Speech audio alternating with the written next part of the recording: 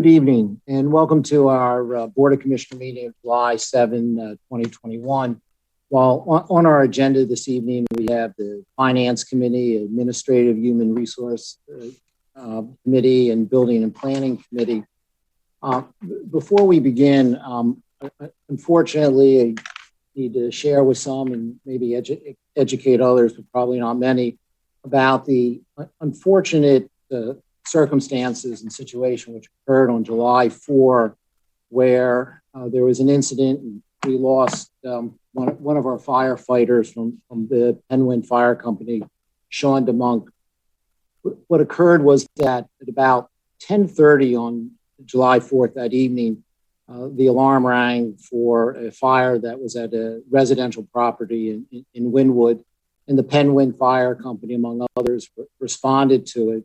And firefighter Sean DeMuynck, who has been a volunteer since about 2019, was one of several who was there, and ended up being trapped up on the third floor. And an alarm went off in reference to that, and he was found unresponsive and quickly rushed to Lankenau Hospital in just record speed. But unfortunately, notwithstanding those heroics, he didn't survive. And added to this just unbelievable tragedy is the fact that firefighter DeMuynck is from Canada, and he and his wife were actually prepared to move back to Canada on July 5, the day after. And that meant that at 10:30 at night, when that alarm went off, knowing that the harsh reality is that over 50% of those alarms are false, but the firefighter doesn't know that till he arrives on the scene. He nevertheless answered the call and didn't say, well, you know, I'm leaving the country, within a couple hours. But he went there and ended up giving that unfortunate ultimate sacrifice, which says something about his character just all by itself. And I can tell you from the privilege I've had of serving as the chair of our fire committee, it's something that runs within the DNA of all of these guys and gals that are within our fire service. The incident is under investigation with our own police, our own fire marshals, the ATF, and they'll do a thorough investigation of all that took place and provide us a report of what occurred in due course.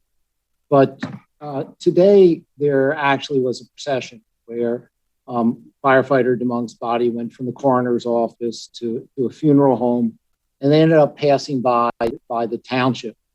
And the township in the front doors, ladder trucks lining Lancaster Avenue, and myself, Commissioner Zeloff, Commissioner Churchill, and Commissioner Durbin were able to attend, along with a number of our firefighters, a number of members of our police force and staff that lined the street as the procession went by. There were, in addition to that, the fire companies of Penguin, Belmont Hills, Bryn Mawr, Gladwin, Marion, Narberth, Union.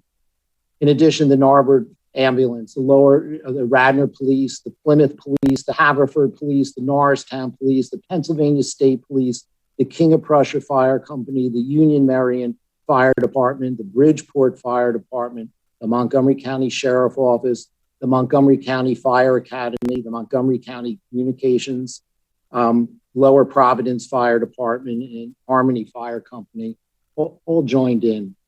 So I wish there was something more we could say or do, but for the moment, our hearts go out to firefighter DeMuynck, his wife, and his parents. And I'd ask that if you'd be kind enough and join me and to rise for a moment of silence for not just his immediate family, but for his family at Penguin, his family in the Lower Marion Fire Service, and I suspect that his family of firefighters throughout the country.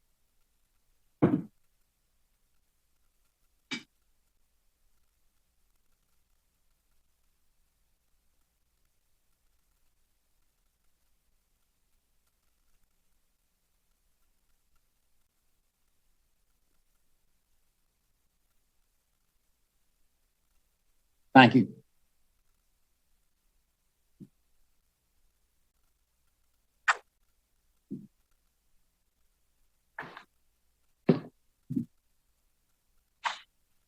earlier.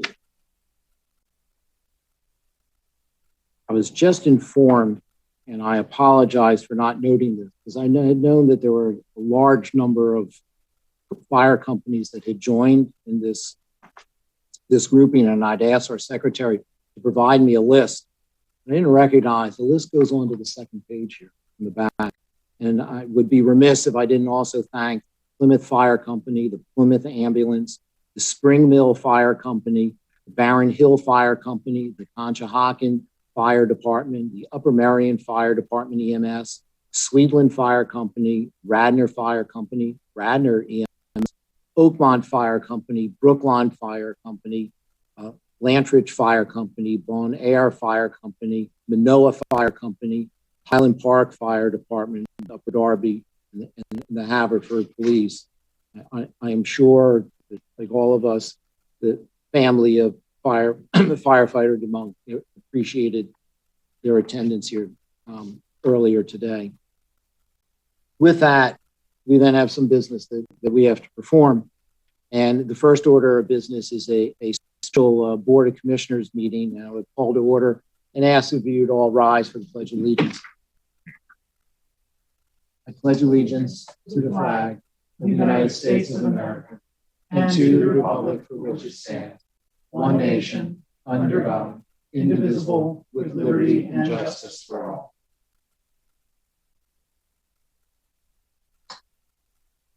Madam Secretary, would be so kind as to call the roll.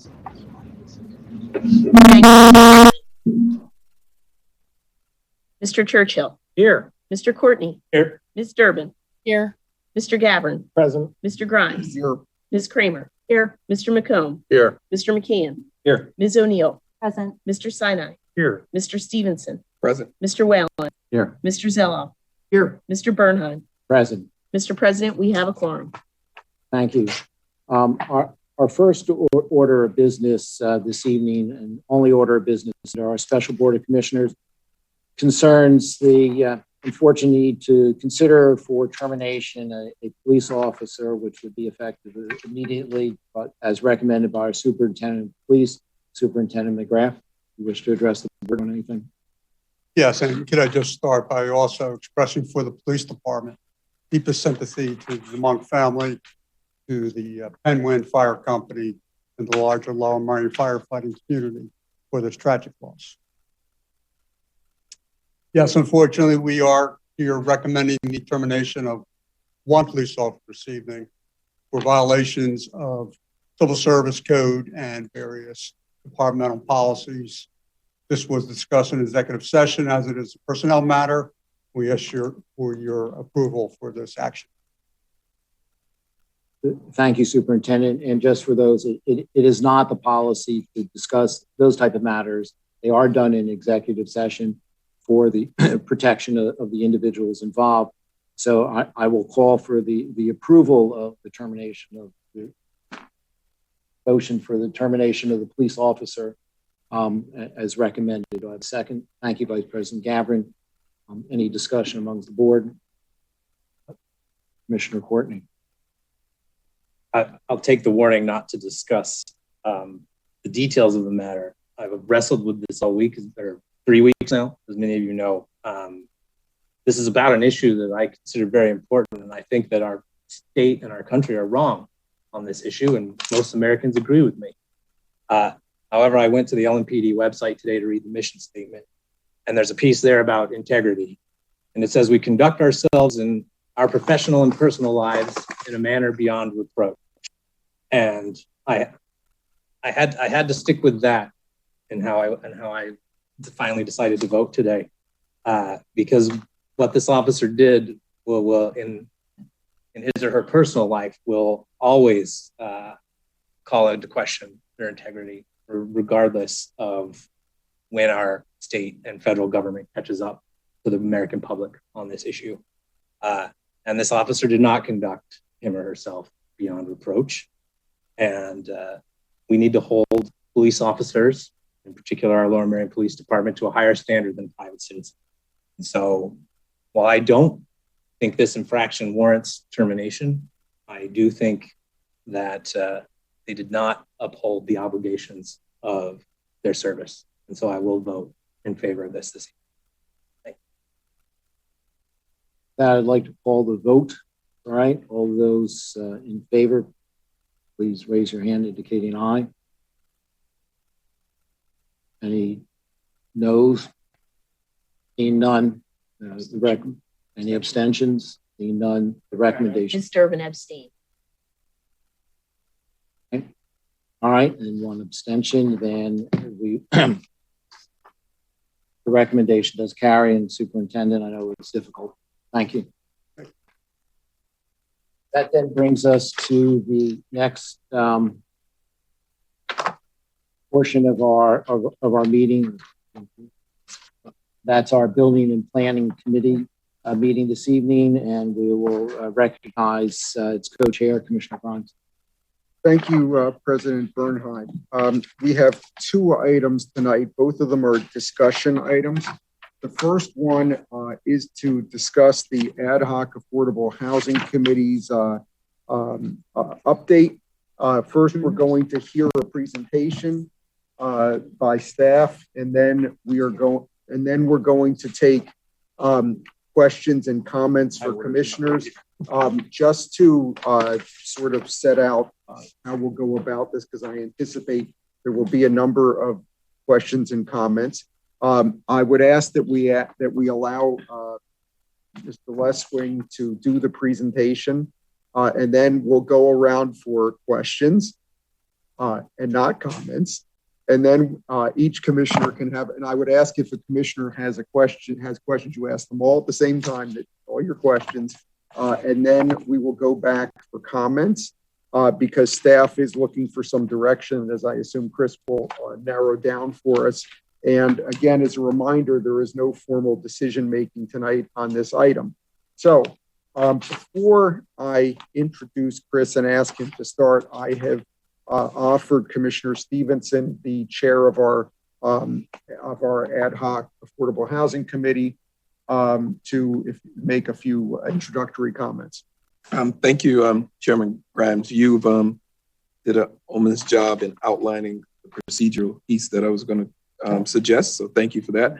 I just wanted to thank, first of all, the staff working with the committee, myself, Mr. Churchill, and Mr. Zoloff.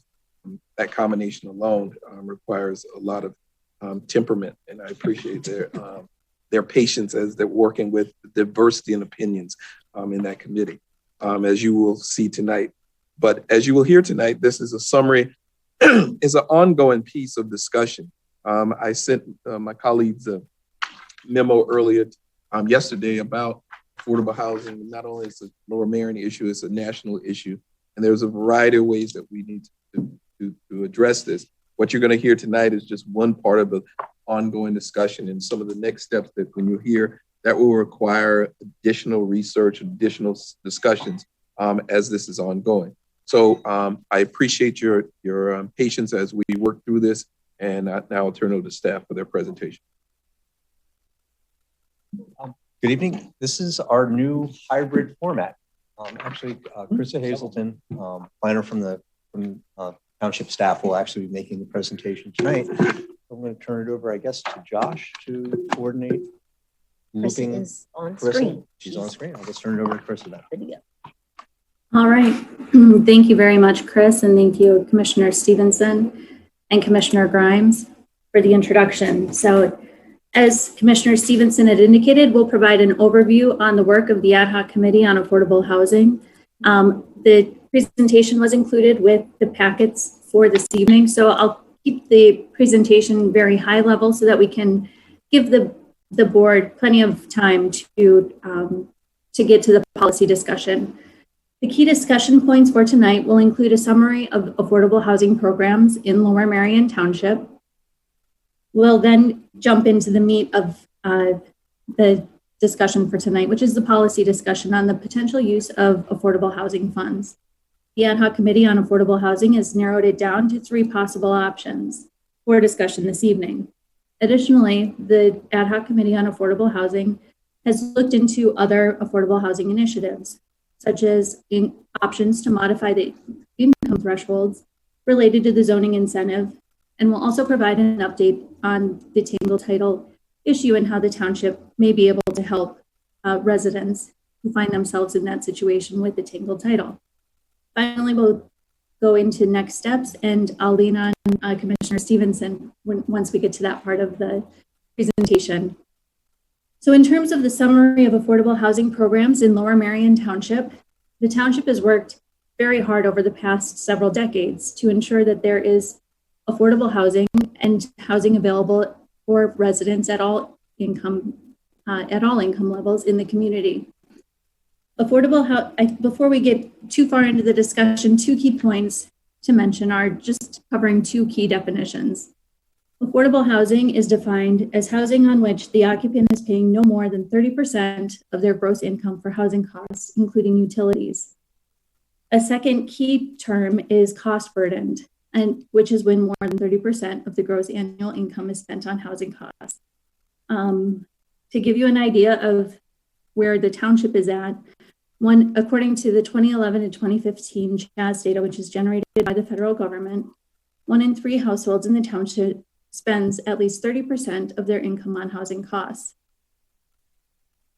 When we talk about the affordable housing programs in the township, there are 2 different income limits that are used. For the Community Development Block Grant Funding Program, we use the HUD income limits. You can see on this table what these various income limits are. And a key thing to keep in mind is moderate income as defined by the HUD income limits is when households earn up to 80% of the area median income. That means a 4-person household can earn up to $75,000 annually. The second income limit that's used for local programs, which this applies to the zoning incentives that are available, are the Pennsylvania Housing Finance Agency's Keystone Home Loan Program. And here the income limits are quite a bit higher, where a 3 or more person household may earn up to $111,000 as opposed to the $75,000 under the HUD income guidelines. So with the affordable housing programs in the community, the township has done a lot of work through the Community Development Block Grant Funding Program. The township is allocated roughly $1 million a year, and the 2 key programs that we've been able to implement include the Residential Rehabilitation Program, which has helped 233 families, low and moderate income families, complete repairs to their homes. And that program has been running since 2001. And then the second program that we've been running successfully is the Home Purchase Program. And since 2007, 11 homes have been purchased and sold to low and moderate income families in the community. Another program that's available to township residents is administered through the Montgomery County Housing Authority. In 2020, 67 families utilized Housing Choice Voucher Program, and this program has been running for several decades. Since the 1980s, this program has been run through the Montgomery County Housing Authority, and it has helped numerous residents. The number of families assisted each year is fluid as it is a rental program, but it has helped many families in the community. This year, the township also received Community Development Block Grant funding through the Coronavirus Aid Relief and Economic Security Act. To date, $270,000 has been awarded to assist 41 families who were either low or moderate income, Lower Merion residents experiencing a financial hardship as a result of the pandemic. One thing just to let the community know is that there is still $71,000 that remains uncommitted. So if you know of anyone who may find themselves in a tough situation, please have them reach out to our community development technician, Emily Crane, at ecrane@lowermerion.org for additional information. So as we touched on before, another local initiative that provides affordable housing has been through the use of zoning incentives. The township has been using zoning incentives to encourage developers to provide affordable housing with new development since 1986. While various incentives have been used in different zoning districts, over time, 5 projects have been developed, resulting in the development of 147 new affordable units. There are 137 rental units, and there were 10 owner-occupied units constructed through these zoning incentives. The zoning code also does allow a fee in lieu option, where instead of providing the affordable units, the developer may pay a fee. And roughly $155,000 has been generated through this fee. So when we get to the policy discussion about how to use affordable housing funds, this is where some of that funding has come from. With zoning, a new zoning code was adopted in 2020. And under the new zoning code, a 1-story height incentive is allowed in the TC1 district. Currently, there's a pending project in Haverford at 355 West Lancaster Avenue, which has received tentative sketch approval for a mixed-use building with ground floor retail and 121 units. 25 of those units will be affordable. The township partners with various agencies to provide housing and services throughout the community. So now we'll get to the meat of the discussion. And this is the potential use of affordable housing funds. And this is where the ad hoc committee on affordable housing has spent a lot of their time and focused a lot of their work. So the first option to consider is an option to expand the residential rehabilitation program. This program has proven successful over the years. The purpose of the program is to preserve affordable housing by assisting income eligible families with needed home repairs. Under the proposed program guideline, we would increase the income limit from 80% of the area median income to either 100% or 120% of the area median income to help serve more families. We're finding that some families are just missing the cutoff, but they're still in need of assistance. So this was a program that the ad hoc committee seemed to favor. There are some considerations that do need to be made regarding the staffing of this potential program. Each of these programs that we're bringing forward tonight do come with their own pros and cons. The second option is to establish a first-time homebuyer closing cost assistance program. The purpose of this program would be to help eligible participants receive assistance with down payment and closing costs. The county does run a program, and the income limit is set at 100% of the AMI. This does limit the use by Lower Merion Township residents due to the high housing costs in Lower Merion Township. So here again, it would be a program to supplement an existing program to help those families who just missed the cutoff. A potential impact of this program would be, as an example, if $400,000 were set aside for this program, it could help 20 new home buyers. The third option that the ad hoc committee on affordable housing discussed was the use of funds towards a multifamily purchase. And the purpose would be to purchase a multifamily building with 3 or more units to rent to low and moderate income residents. Under the proposed program guidelines, the township would transfer the property to a nonprofit, and the local nonprofit would own, manage, and maintain the property. We have done this successfully in the past. The 13 St. Asaph's Road project is an example where the township did partner with Lower Merion Affordable Housing. With this program, there are still other considerations that need to be made. The dollar amount to allocate to the program would need to be determined, and the legal requirements to make a public purchase. One thing also just to acknowledge is that this may be very challenging to accomplish in the current market condition with the high upfront costs. So 2 other initiatives that the ad hoc committee on affordable housing considered included options to modify the income thresholds for the moderate income zoning incentive, and then also the tangled title. So for the moderate income zoning incentive, I touched on this in the earlier slides. A 1-story height increase is allowed in the TC1 district, which is located along Lancaster Avenue in Haverford and Ardmore, when a development includes at least 20% of the number of dwelling units as affordable to moderate income families. As we discussed before, the income limit is currently established by the Pennsylvania Housing Finance Agency Keystone Home Loan Program. And there is a fee in lieu option of providing the units. So this concept to utilize a different income threshold is going to be further discussed by the Ad Hoc Committee on Affordable Housing, and we just wanted to make the board aware of that. Finally, we get to the tangled titles, the tangled title issue. And, what is a tangled title?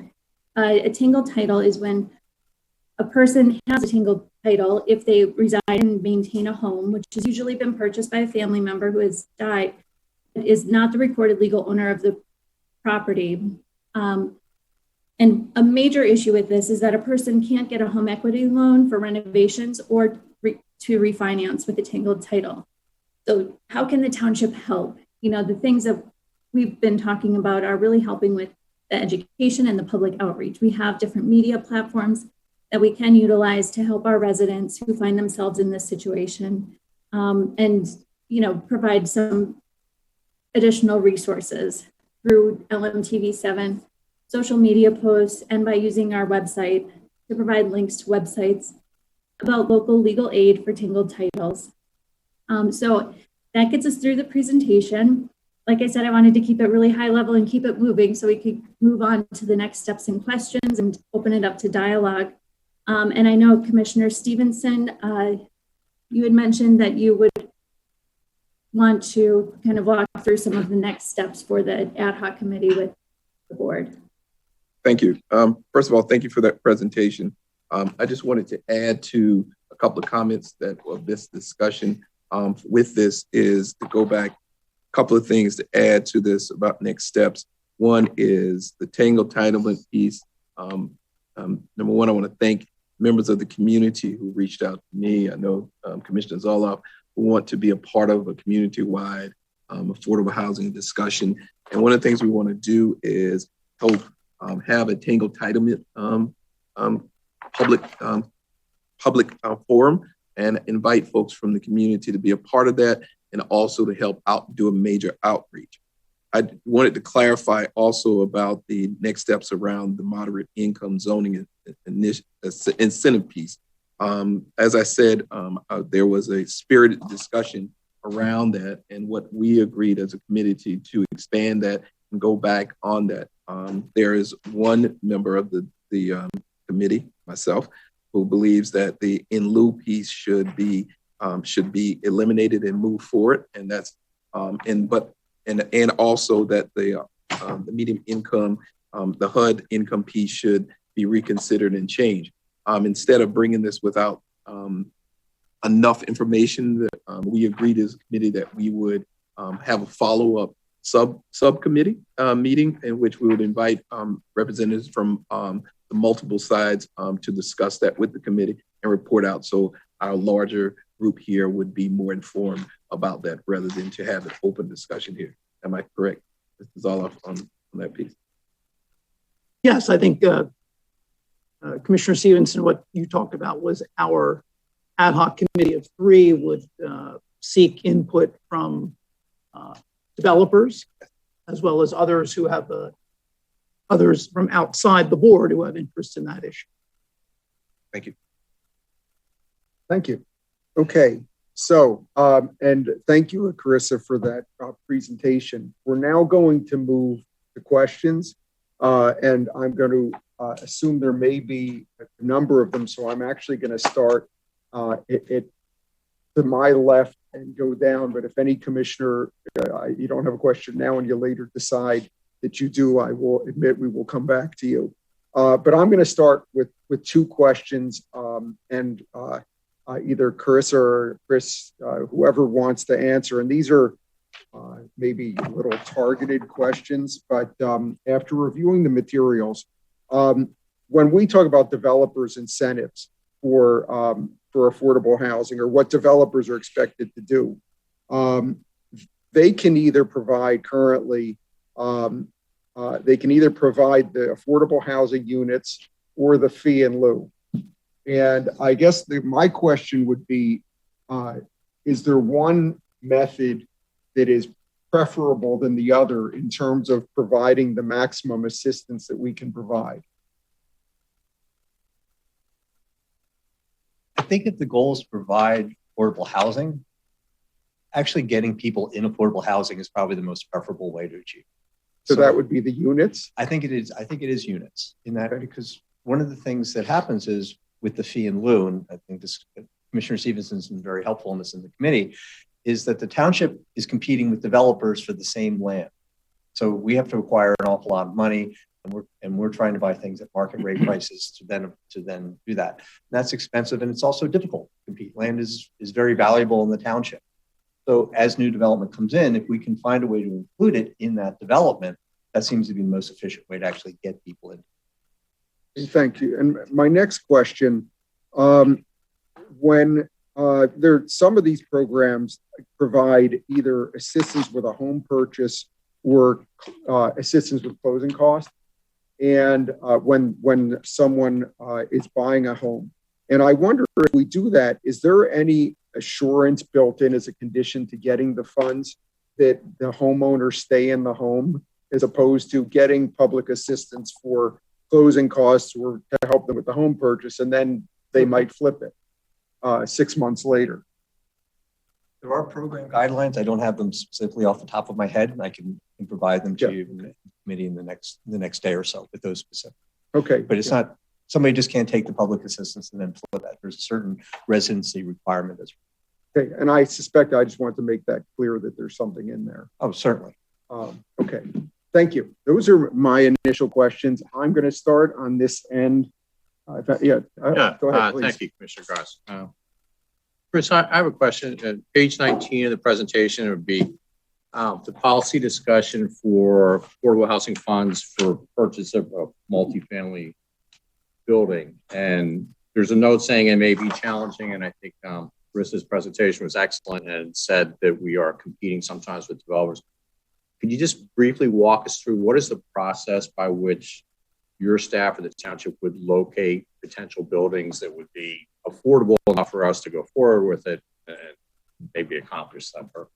Well, we haven't done this yet. So that's one of the reasons why the committees were reaching out for support from the committee tonight to do that. I think anytime you're talking about property acquisition, we would consult with the township manager and assistant township manager. There's different ways that one could easily approach. Sometimes it could be done through friendly negotiation, that somebody's getting ready to sell a property that comes to our attention. Others there might be a property that we know is in a neighborhood that has that sort of potential, and you would work through the neighborhood to contact that person. I think there's a lot of variable ways. I don't mean to be evasive to the question, but I think we would try to find the right approach for the right property. Got it. Thank you. Thank you. Okay, Commissioner Stevenson, anything? Okay. Commissioner Churchill, please. Thank you. I just wanted to review how much money do we have in affordable housing and where is it in our budget? I can answer that one, Commissioner. The board set up an affordable housing fund, a dedicated fund, and placed the fee in lieu money that we had taken in over the years into that fund, which now amounts to something a little north of $155,000. The board also set up in the CIP, a plan in out years to spend an additional $600,000 in 2 consecutive years. That, of course, is part of a CIP plan and not money in a fund allocated until it comes to a current year. Yeah. And this year would be, we really don't have money to address affordable housing. We first have to develop policy, but that's why the money is in 2022 and 2023, because it'd be unrealistic at this point to address this issue without a policy. Correct. The board pushed those to out years until there was some actual plan and policy to go forward. Thank you. Thank you. Vice President Gavin. Thank you, Commissioner Grimes. I don't know if this is a question for Chris or Commissioner Stevenson. It seems like there were 2 goals from what I heard from this presentation. One is to help those low-income members of our community kind of help them out, whether it's tangled title, whether it's rehab to their homes, other programs. The other is creating new affordable housing. Is that right? Am I thinking about it the right way? There's two separate goals to this program? Well, sorry, I apologize. I wasn't sure exactly who he was looking at. I think that's fair. I think you're trying to look at, we have an existing supply of housing stock in the township, and we have people that need affordable housing. Our programs existing are designed to help them, and we're trying to maximize that. We're looking for guidance tonight. Then also, how can we increase that supply? Knowing that that's difficult to do. The second part is probably much more difficult than the first part, but those are really the two. Can I just add to that? No. One of the pieces that is that we know that with the housing stock and the price of housing, not only, and again, this is not a Lower Marion issue, it's a larger issue, is when a lot of time when people talk about the housing piece, they talk about home ownership. But one of the things that we have to rethink is, and the reason why we talk about looking at incentives for landlords about the renters piece, because one of the things we find in communities is not only when it has a domino effect, that the homeowners piece is one, but the renters piece, because we have a lot of folks, if we want folks who want to be able to work in the community, who be near the jobs that are available, that requires them to rent. And so that's why one of the renting piece is part of this conversation as well. Great, that makes a lot of sense. Thank you. So in the first part, which is helping people who are, currently in homes with tangled title, with rehab, things like that, what I heard from the presentation is the way to expand those programs is to increase the income limits, because some people are missing it. Over the past few years, I've heard this board say, these limits are very high, and it's not necessarily hitting those who truly need it. So I guess my question is, are we in a position right now where we don't have enough people to help with the funds that we currently have, that the way to expand it is to increase the limit, or is the way to expand it, get more money into the program, get more help out to those who truly need it, who are at the current income limits? I think there's two ways to go. I think you're looking at somewhat reducing the limits for people that are already here. So you're increasing that inventory of people that are here, making it easier for people to get onto the program. You're increasing the limits for people coming in for the incentives, so that you had more people available that way. So is that because is the issue that we're having now that we have money and we don't have what to do with it? Or is it we just don't have enough time and enough, resources? It's a lot of things. We spend the money that we get every year. We don't leave money on it. There are a number of people that are very interested.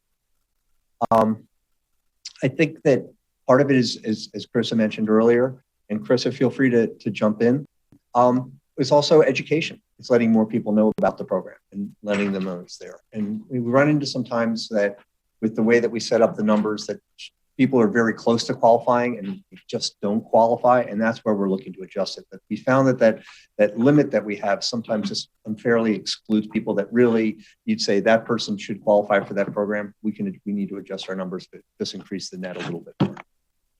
My fear is whatever we set the limit at, there's always going to be people who just don't qualify, whether it's 80%, 100%, 120%, 400%. There's always those people who just miss it. So figuring that out, it's a tough problem to figure out, but I'll save that for the comments part.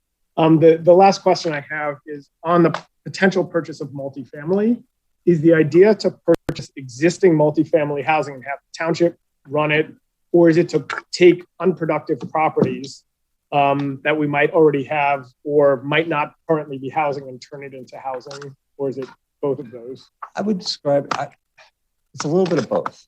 So it's if a unit's available, a lot of times that we do have buildings, properties that are existing condos that come on the market. There are other elements that just aren't in the same neighborhoods that we have or in the same sort of structures that we have.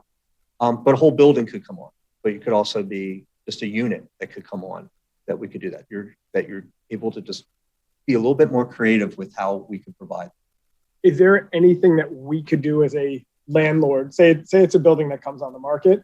Is there anything we could do better as a landlord than a private landlord could do with, the right incentives for affordable housing? I would say it's probably the opposite. I would say it's better for a private landlord to manage it. Township can be that middleman that can broker the deal, make it happen, but we're not really, we don't have staff. We're not the affordable housing management company at all. We have partners that, as Chris indicated in her presentation, that do that much better than we do. But I think we are very familiar with what's going on in the community. We have the resources to do it, but then we turn it over to somebody as our partner that does that for a real full-time job. Okay, thank you. Commissioner Zoa. Thanks, Commissioner Grimes. I want to thank Carissa for her presentation. Carissa, are you still with us and available to answer a question or two? Yes. Great. So you've talked about a number of programs in your presentation. We have done a lot. I don't think that as a township, we give ourselves credit or recognition for all that has been done to make housing affordable for many. Do you have a list? Do you have an idea of the total number of families that have benefited from the CDBG funds that we very effectively use in the community, the county programs that help residents in Lower Merion, and the privately managed affordable housing stock that does exist in the township? You have that information? Can you provide that to us now or later? I think that would be helpful for everybody to have some context as we talk about going forward. Yeah, thank you for that question, Commissioner Zella. In preparation for the meeting tonight, we did put together a list of the various affordable housing units that have been created or that have, I'm going to stop my share. I apologize. I'm trying to get to the correct screen. Let me pull this quickly.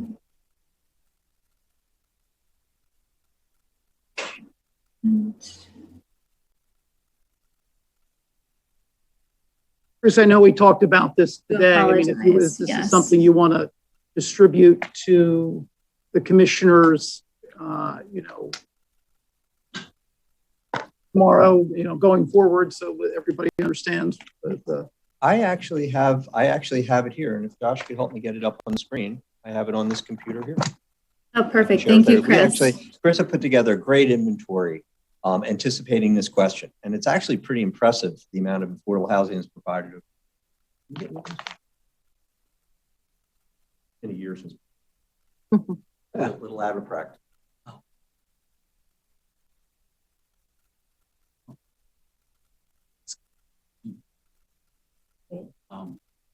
It's not.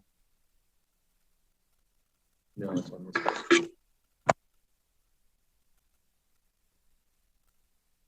I think I did grab it here. There we go. There we go. Here we are. Yeah, so thank you, Commissioner Zella, for asking that question. And I think you are right. The township has done a lot. And one thing that we could be better at is kind of showing the work that's been done over the years. So with the residential rehabilitation program since 2001, there have been 233 units. Through the home purchase program 11 with the Coronavirus Relief Act, there's been 41 families that have been helped. When we look at the county run programs, that increases the number over 70. And then when we look at the privately managed housing that's been developed through the use of the zoning incentives, all of these numbers add up to helping over 500 families in the community, to get affordable housing or to get decent housing to our low and moderate income families. So I do appreciate that question, and I can leave this slide up for just a minute if anyone has any questions. So as a follow-up, Carissa, thank you very much. In response to my questions earlier today, you put this together pretty quickly, so I appreciate that. If the county's Housing Choice Voucher Program provides vouchers every year, and you said that goes back to the early 80s, so roughly 40 years. I mean, that's 40 years of a county program helping families in Lower Merion. So if you can get that data from the county, I think that would also provide context and useful information for the board as we understand the work that has been done and the funds that have flown into this community, flown into Lower Merion to help those in need of affordable housing.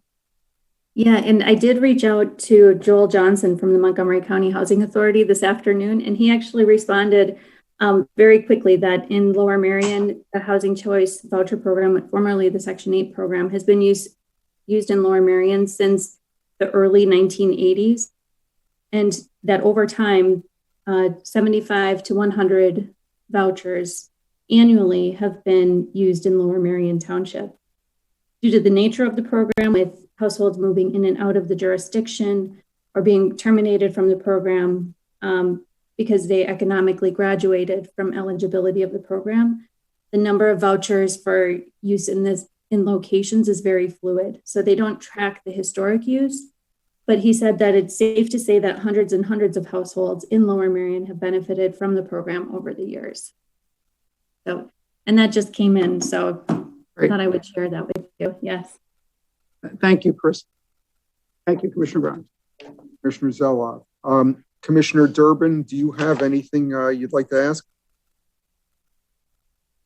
Okay, she's signaling none. So Commissioner, anyone else on this side? Commissioner O'Neill. Oh, thank you. My only question pertained to the county program on the closing cost assistance program, but the table and the explanation, I believe I'm all set. So thank you. Thank you. Commissioner Courtney, please. Thank you, Commissioner Grimes. So first, thank you to Commissioner Stevenson and the committee and the staff for putting this together. I think we've been talking about affordable housing and how to address it for a long time, and it's great to see some movement here. I just have a couple questions about the incentive. I like that there's a fee in lieu, but I don't like how low it is. So I'm wondering if we could see some analysis about increasing that, how that would impact. And when it comes to competing with land developers for costs, I'd also like to see if it would be possible to automatically increase the fee over time, like we discussed with the rec fee as it pertains to the saldo. If we're going to keep the fee, then we shouldn't have to vote to increase it. It should bump up with inflation or land cost. And then my other question is, why are we keeping it only in TC1? Seems like this is something that'd be great in the multifamily zone. How about MDR3, maybe 2? I'm happy to answer. I mean, I think the question for the fee, that's something staff can easily study and get back to everyone on this. I mean, the fee really came out of something a little revolutionary about 10, 12 years ago when MUST was adopted. It was something that was done and it was thrown in, and in many ways, I mean, it was given a lot of consideration, but it was really, let's try this. I mean, township stuff. We put our finger in to try it, and now that we've gotten further and we've been rather successful, I think it's time to look at that fee, see if there's a way that we can make it more robust. And all of that we need to balance between what the market will support and what is good for the community. And certainly things have to be rational. We'll get with the solicitor on that. We'll be able to provide that information back. With the incentives, the incentives were what were brought forward with the new zoning code. It was brought into TC1. The board, when they adopted the zoning code, decided, in your wisdom, to keep it in TC1. I would just say that we're not really seeing growth in the township in the MDR3 or the MDR2 districts.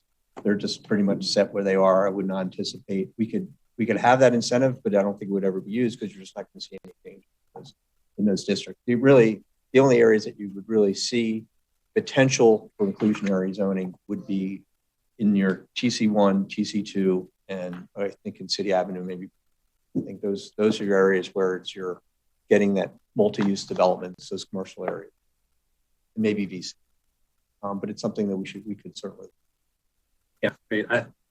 You jogged my memory. I remember all of this from the debate 2 years ago. I think if we're going to have multifamily zoning, it seems a little odd to me that we would not have affordable housing as part of multifamily zoning. The same argument was made that it's mostly built out. We shouldn't change the height of MDR3. We shouldn't try to put an incentive on. I think we should try to future-proof this in a way. I find it hard to believe that no one's ever going to buy a piece of land in an MDR3 zone and try to rebuild something there. I just think it's an odd omission that we would not include affordable housing in our housing zones. Thanks. And it's something that's we'll take. This is great feedback for us. I think that's some part of our analysis that you need to have to update the committee. Thank you, Commissioner Grimes. Thank you. Commissioner Kramer. I have a couple of questions, and then I don't know if this is time for comments also, but. No, we're going to take comments. In fact, okay. I will start with you, Commissioner Kramer, when we get to that point. Thank you. We'll start with the questions. Do we know what the percentage of renters are in the township who need help as opposed to homeowners, potential homeowners? I couldn't answer that off the top of my head. I think we haven't done that kind of thorough analysis. We have things that come in from working with our HUD partners and analysis. We'll kind of regroup on that. I don't think we have that. I don't think we have a clear answer that I can give you, but we might have some data that could help. I thought perhaps the CDBG renter and mortgage assistance program might shed some light on that based on what the experience has been over the last couple of years. So I just didn't know whether you had any sense of it. I guess my second question is, have you been looking at developing any special programs or incentives or preferences for employees of the township or volunteer firefighters?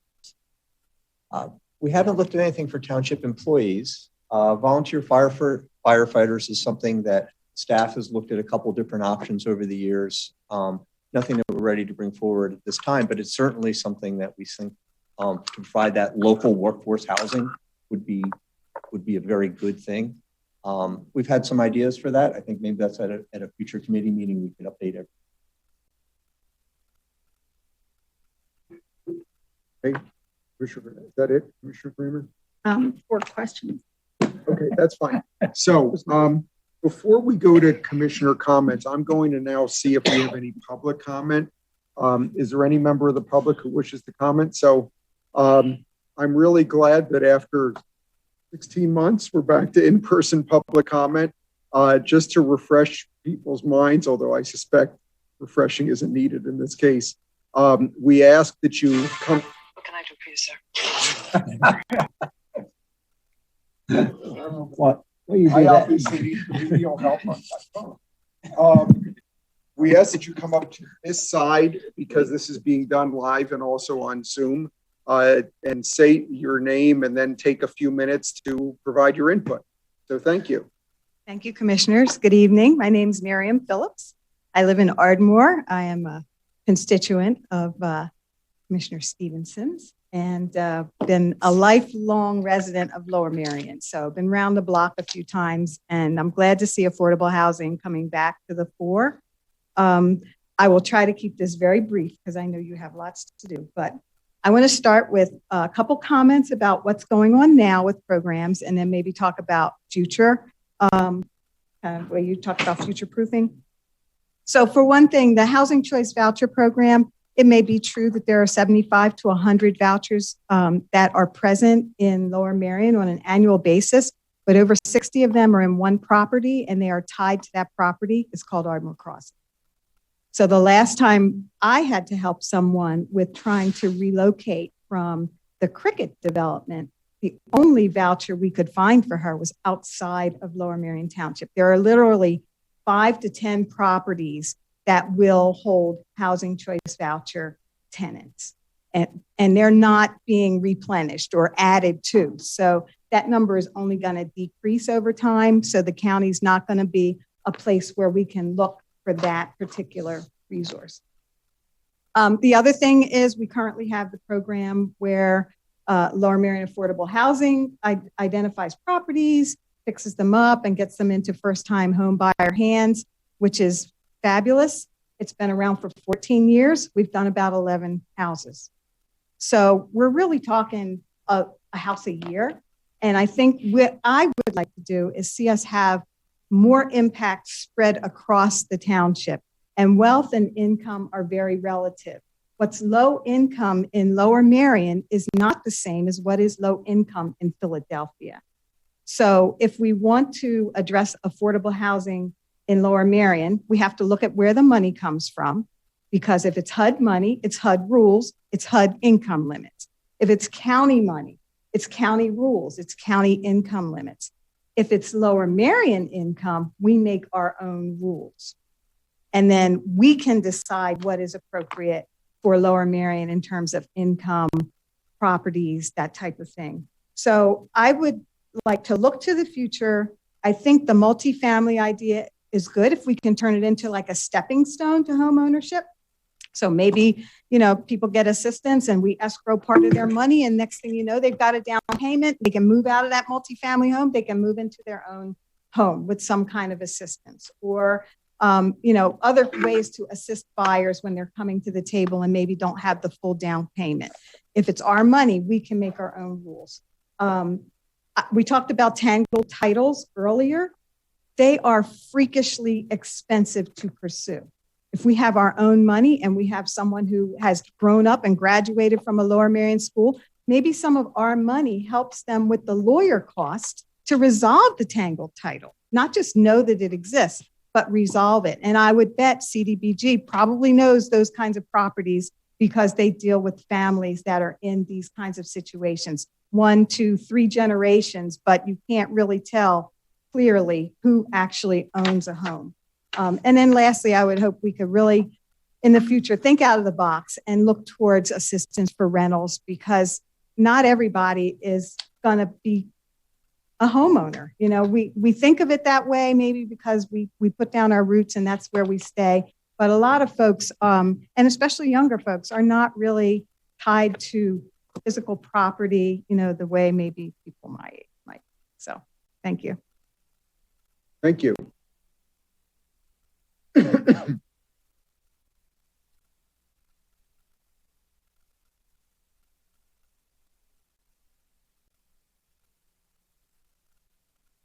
Good evening, Rosa Sirota Winwood. I want to thank Commissioner Bernheim for being the guest speaker at our Winwood Civic Association recent meeting. Very informative. It reminded me I have to do something about my fence quick. So thank you so much. I served on the Affordable Housing Committee for many, many years. And I invite you to a meeting because we would love you to come to the meeting. Could you step closer to the mic, please? Oh, Sorry to sorry. interrupt you. Is this going to work? That's much better. Thank you. Come to a meeting, see what we do. We can answer your questions firsthand, I think. And we welcome you to our meetings. No one has ever flipped a house. I mean, the folks who get these houses are so happy to get them. They are so pleased to be able to live in Lower Merion. And we go out, and if the grounds need to be taken care of, or in spring we plant, and we do anything that's going to make it look really presentable. We care about that. But come to a meeting. I invite you to one of our meetings. I think you'll appreciate what we're doing. I'm sure you already do that, but you'll be able to answer. We can answer your questions firsthand. This summer, I had the opportunity to invite the Lower Merion Police to my home on 3 occasions. Now, it wasn't an invitation I wanted to extend, but they were wonderful, light, respectful, helpful. I don't think they could help me, and they had a look on their face like, this is not going to work. I had 3 signs that spoke to no lights were on the field taken. I had a banner taken that was attached to my fence. And it was partially shoved down. And then by the next night, it was gone completely. Somebody had to come back with wire cutters to do that. So somebody was really invested in this. And then I had garden fixtures that were gone. So it's been a challenging time. Those of us who live in a neighborhood that once had 79 buses, the whole bus fleet from Lower Merion. We had a very cooperative school board who helped us with that. And we did that cooperatively with them. And we have 20 buses. Harrington has 20 buses. We don't mind sharing whatever it is. But it was taken care of, and the rest are on a site that is not in anybody's backyard. You know, I think the problem with the lights is, I don't know if you've ever spent any time at Owen and Montgomery Missile. That is an accident waiting to happen. Someone's going to get killed there because there are cars on both sides. There are cars in the middle trying to get to Montgomery Avenue or come from Montgomery Avenue up to Owen. I found myself with right next to a woman who was parked on the side with part of her visor in my car. And I forgot, did not take that. Kids are running between cars to get to the other side, to get to their parents. I brought this up at the school board meeting, and I suggested that it might be a good idea for the school board and the police to get together and see if they can figure out a solution that might be safe. Member of the school board took issue with that. He was very angry. He suggested— If I could ask you to finish your comment shortly, please. Pardon me? If you could just wrap up your comments, we generally ask for 3 to 4 minutes. Okay, I'm sorry. I'm sorry.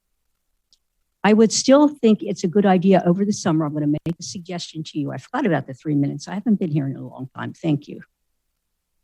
I think that if the school board and the police could get together over the summer and work together to make that a safe area. We've already had accidents at that corner when it wasn't school time. But this is really, really dangerous. So I hope that we can do that. Thank you so much and welcome back. Thank you. By process of elimination, there's no more in-person public comment. We have one online, so let me put that. Kramer? Okay.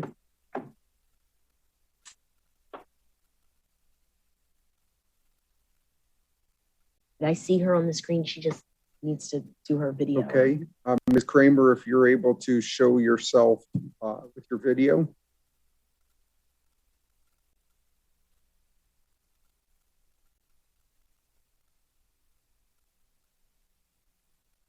There we go. Ms. Kramer, you're up. We ask you if you'll have to, I think you're unmuted. We ask you to provide your name for the record and then 3 to 4 minutes for comments. We can't hear you though.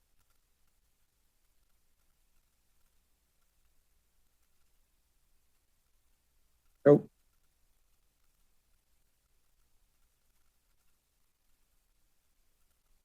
We still can't hear you.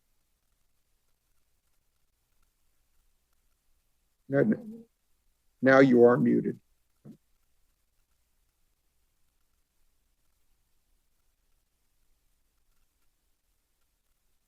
Go. Producer radio.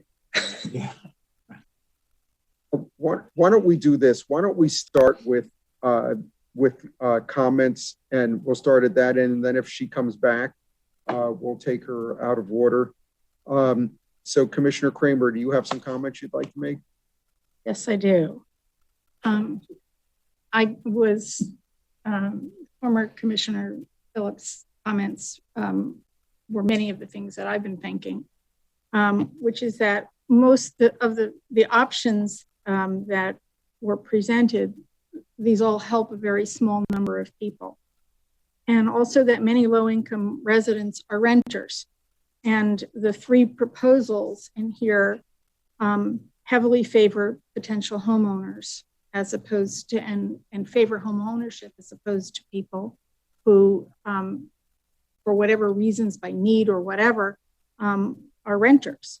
I do favor purchasing selected units and buildings. And I hope that we will invest in appropriate properties. Okay, thank you. Commissioner Courtney? I have a hard time keeping my comments out of my question. I'm good. Okay. I don't know why anyone would think that. Commissioner Sinai, you look like you have something Commissioner to say. Grime. So this is something I've thought a lot about, and it's really interesting to have it be finally put in practice, or put more into practice, I guess, here in the township. But first, let me thank Commissioner Stevenson and the other members of the committee and staff. This seems to have been a very productive ad hoc affordable housing committee. It's really terrific to see that we are clearly on the trajectory to have policies to vote on and implement. And I think that's, I'm deeply grateful for all the effort and leadership that you put into this. Affordable housing is quite possibly one of the most important issues of our time, or the lack of affordability. Commissioner Stevenson circulated an article that's just one of many over a number of years, showing how nationally we are deeply underhoused. You cannot construct new housing that is affordable, and certainly not in the Northeast. And we cannot solve that problem ourselves, like we cannot solve climate change problem all by ourselves, but we can do our part to help ameliorate that problem. And that seems to be what we should be doing. But I think it's important to think about, like, what is it that is Lower Merion's specific role in this big national problem that is not the role of national government or the state government or the county government? What part should the local government play? And I hope the committee thinks about this as it formulates recommendations to bring to us. In particular, Lower Merion is quite possibly the most expensive place to provide affordable housing, right? So it is not the question solely of, do we need affordable housing, but what is the affordable housing we need in Lower Merion, right? What is the local specific need for it? And there are lots of possible reasons. I just jotted down some. You might believe that having a mix of income is important for a community, right? It's just something that is inherently valuable. You might think that it's important to keep traditional communities from being priced out of the area. You might think that you want to provide places for people who work in Lower Merion to be able to live in Lower Merion. You might think that Lower Merion is an extraordinary opportunity if you get to live here. And we know from Raj Chetty's research that there are many zip codes in Lower Merion that are opportunity zip codes. If you just happen to grow up there, you have much greater outcomes later in life. And it's a moral imperative to provide the opportunity for others. It might be that we want to help families become owners and build wealth, or help people who otherwise would be forced out of Lower Merion to be able to stay in Lower Merion, or something that affordable housing people talk about. It's not just affordable housing, it's high quality affordable housing. So how do we improve the quality of housing? And I think that litany of lists of reasons is important. And I think Vice President Gavin raised it earlier, like the objective informs the policy.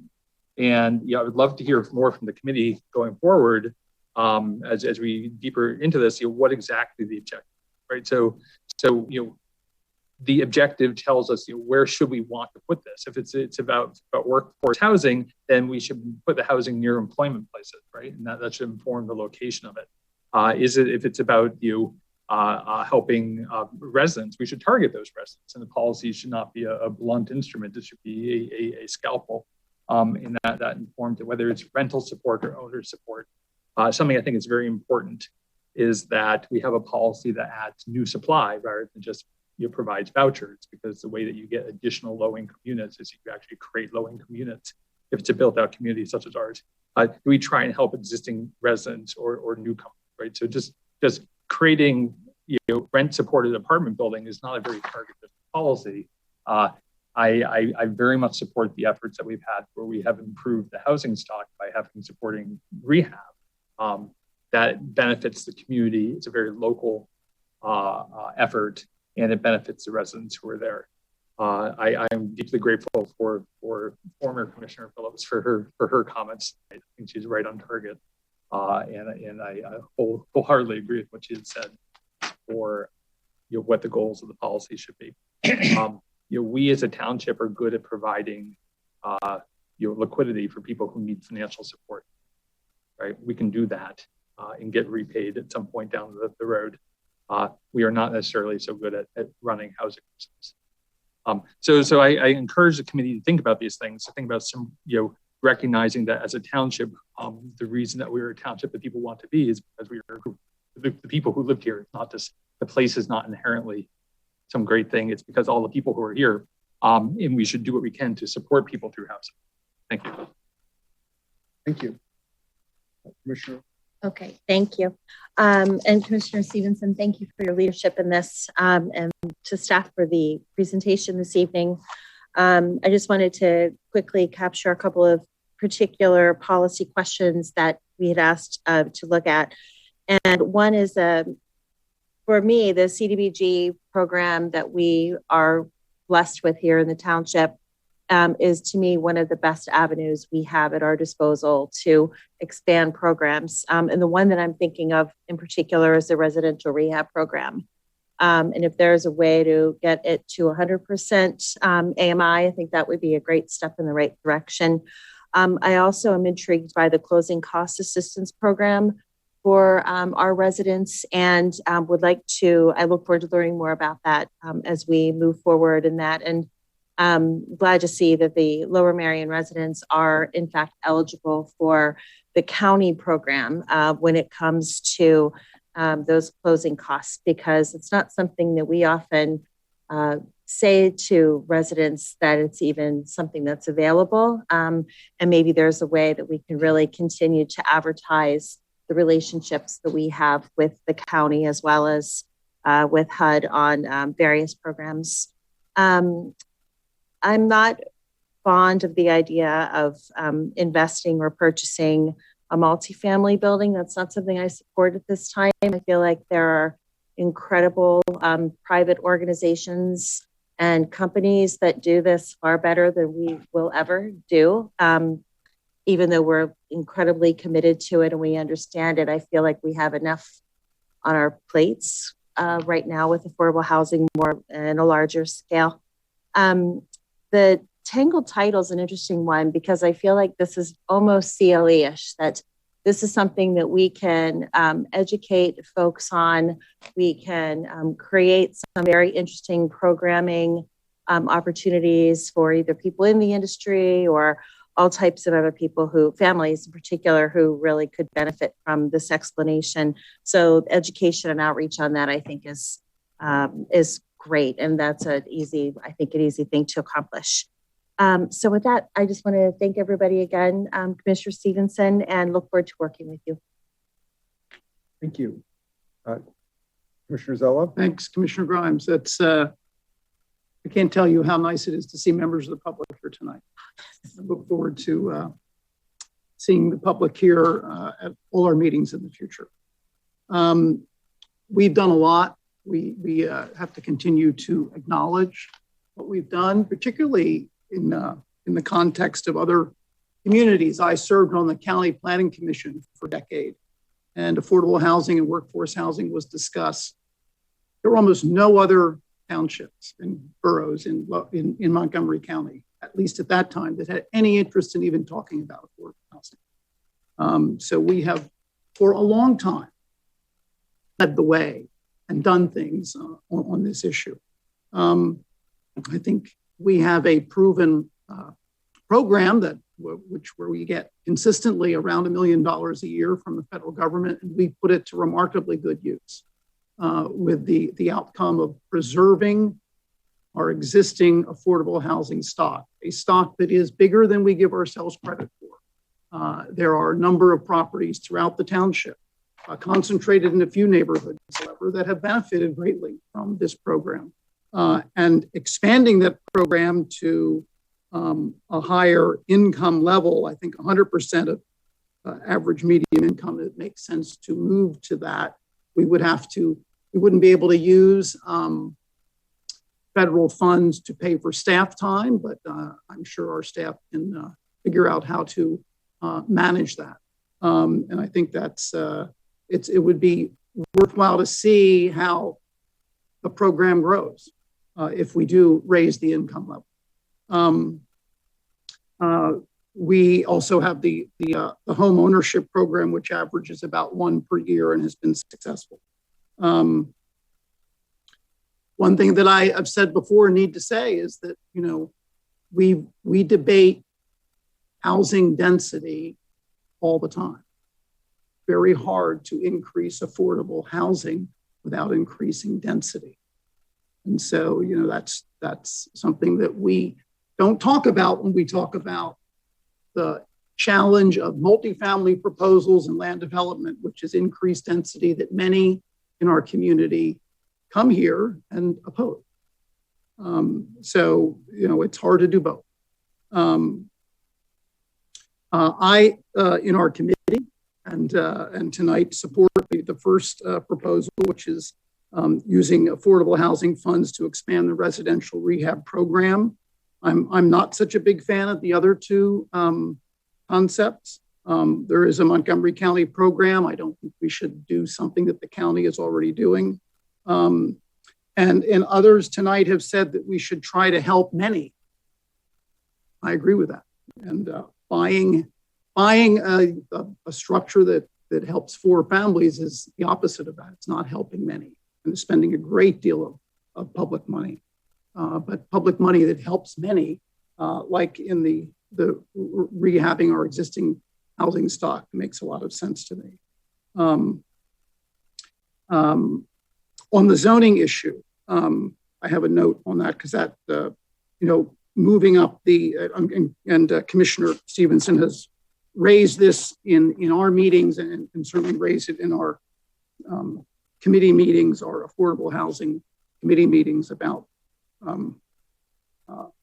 changing the income limits that we put into the zoning code to make it so that they are more affordable. And we discussed getting further input on that issue. So we had a meeting of our ad hoc committee in the past year or so where we brought in some outside experts. Commissioner Stevenson arranged that. And at the end of the meeting, he said, what's the most important program you recommend we pursue? And their answer was deal with tangled title. So whether it's pro bono work, whether it's education, whether it's directing people to the right place, but it apparently is a big issue. And so and perhaps we go in many directions to try and help families and property owners who face that issue in this township. And it's I'm glad it's on the list, and we're something that it sounds like everybody would like to see improvements in how we assist residents in dealing with that issue. But we have, I think approaching this with a variety of creative solutions has been our approach, and an approach that I think we should continue with. Thank you, Commissioner Brown. Thank you.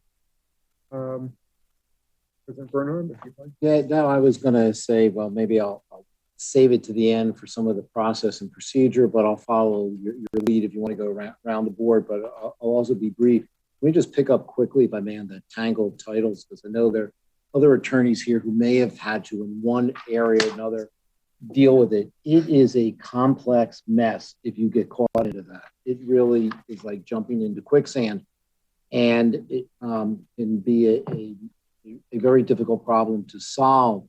One of the things that one of the other communities who I've been in touch with has done is they contacted one of their local law schools to help set up a program to help set up assistance. Well, we've got one of the finest law schools right at elbows at Villanova, and I imagine we might be able to see if there's a possibility that we can entice them to help, because it really is difficult. But let me also thank Mr.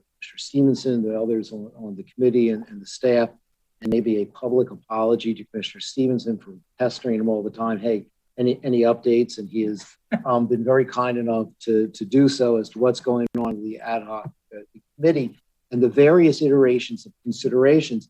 And I bring that up so that the excellent points raised by Commissioner Sinai, those have a lot been filtered in already into the considerations of the various things that have come forth here. But it's great to hear them as so well articulated, so succinctly again, so that as we move forward and try to fine tune what we're going to do and do something that can help as many as possible in the most efficient way. I also concur with the sentiment, I think it was Commissioner Kramer that pointed out, of seeing what can we do for those who are renting properties as opposed to owning properties. There's probably more of those that are out there, and having the opportunity to represent some of the landlords of a number of buildings, in our area. Also ask for some of their creativity as to what can also be done in that realm. I would then, somewhat searching for words, maybe this is an overstatement, but caution all of us that we don't really operate well as landlords.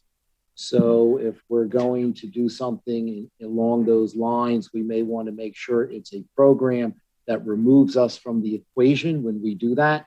That's probably best for a number of areas. So I will stop there with one last comment. This is a step in the process. It is an excellent step. And, I hope that, next we start to fine tune so that we actually have these programs in place that we have talked about for years, and those that actually make an impact in what I am sure Commissioner Stevenson will be the first to tell you is a far more difficult topic than he may even have imagined when he was, kind enough to take the helm of this ad hoc committee. So thank you, Commissioner Grimes. Thank you. Before we move on, I see that Commissioner Durbin has two hands up, one virtual hand and the other her actual one. So Commissioner Durbin, why don't you go ahead? That means she speaks twice. Thank you. I just wanted to say that Ms. Kramer could not get her audio to work, but she texted me her questions. She wanted to know if we have information about the turnaround time from application for the various programs we have and receipt of the service or housing. She wanted to know how applicants view the ease of accessing the services that we provide. And I guess also to know, do we have figures about what our demand is? How many people are in need of assistance in this township? I see that, I don't want to put any staff on the spot. If anyone wants to answer those questions now, or else we could possibly see about providing her answers after the fact. Anna, you're muted, Anna. That would be fine. I wouldn't expect somebody to be able to answer that cold. So. Okay. That's fine. Commissioner Durbin, do you have anything else? No, I concur in President Bernheim's suggestion that maybe we could get a local law school clinic to help maybe train some lawyers, or some lawyers could train them to work on this, because I don't know how hard it is to get assistance from Pennsylvania, Southeastern Pennsylvania Legal Services, which is located in Norristown. And I'm also concerned that maybe some of the people who own houses would be considered ineligible for their services because they have an asset, although you can't prove you have an asset. Thank you very much. Vice President Gavrin, did you have comments? Thank you, Commissioner Grimes. I'll keep it short because a lot has been said by my esteemed colleagues and very wise colleagues. And I just want to support a lot of those ideas that were put out there. Commissioner Sinai said something about it's important to provide not only affordable housing, but high quality affordable housing. And I think, to me, that's one of the most important things. And it's not only high quality affordable housing, but also high quality or higher quality lives for those who require affordable housing. And I think a lot of the ideas in this presentation really did that and touched on it, and expanding those programs for rehab, not only, for rental assistance, tangled title we talked about a lot today. Those types of programs really are ones that can truly make a difference in a lot of people's lives, and can really touch on a lot of people, and have the funds that we have for this go a long way. To me, one of the important things is to expand these programs and not dilute them. I don't love the idea, at least from what I've heard, of expanding the income limits and making these programs more broadly available. From what I heard, we don't necessarily have an issue with where to use our money. I think we're better off taking our money and we have these great ideas for programs, using them for those who are truly the most in need and not those who, are in need, but not as much so. So I'd love to see us and see the committee who's clearly done some great work build on some of these programs that are adding support for those in need. And then on the other side, using our zoning code to continue to provide incentives, like others said, rather than becoming landlord ourselves. Increasing the fee in lieu, I think, makes a lot of sense, creating incentives for landlords. Those types of programs, to me, really speak to the role we should be playing as a township. And I think a lot of those are covered in this presentation and in the ideas that the committee had. So I think we're going down the right path, and I look forward to seeing what's next. Thank you. Thank you. I'll just reiterate. I'm certainly in favor of the home purchase program because it works. And I like allocating funds for tangled titles because that keeps moderate income people who already live in Lower Merion in Lower Merion. So I think that's, one is for the future, one is for the present.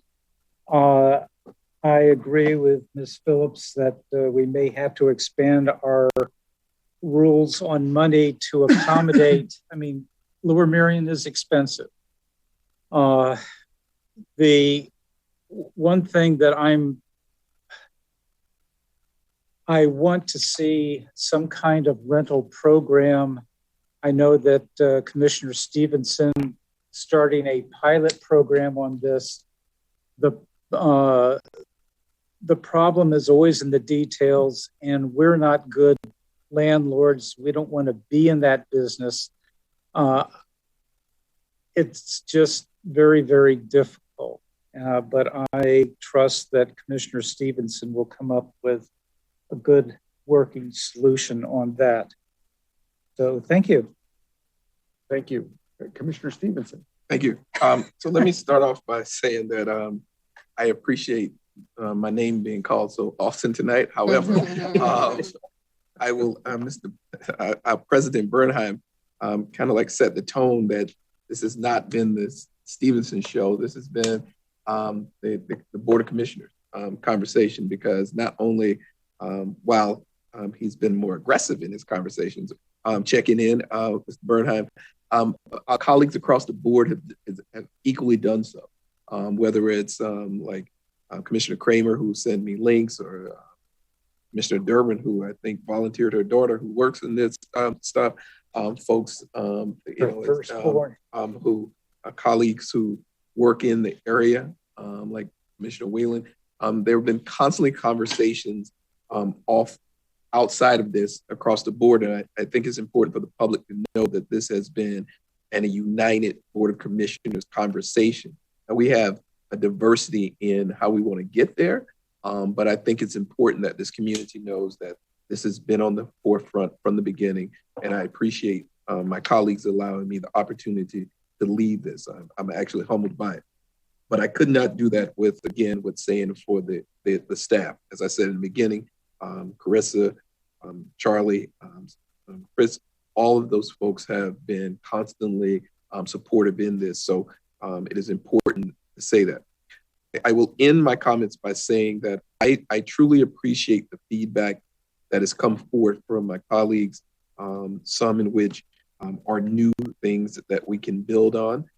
Some things that we've talked about, like the rental piece we've talked about, but we can talk about how do we expand that. Particularly one in which I've given my shallow social theology on before is about looking at the zoning piece. I think that is an important piece if we are serious about affordable housing, as my colleague Commissioner Courtney talked about earlier, is that, I carry my housing Bible by Ron Steen, The Color of Law, about, we have to look at how we change how we look at affordable housing and what it means which kind of connects to what Commissioner Sinat talked about, is that how do we look at it for Lower Merion?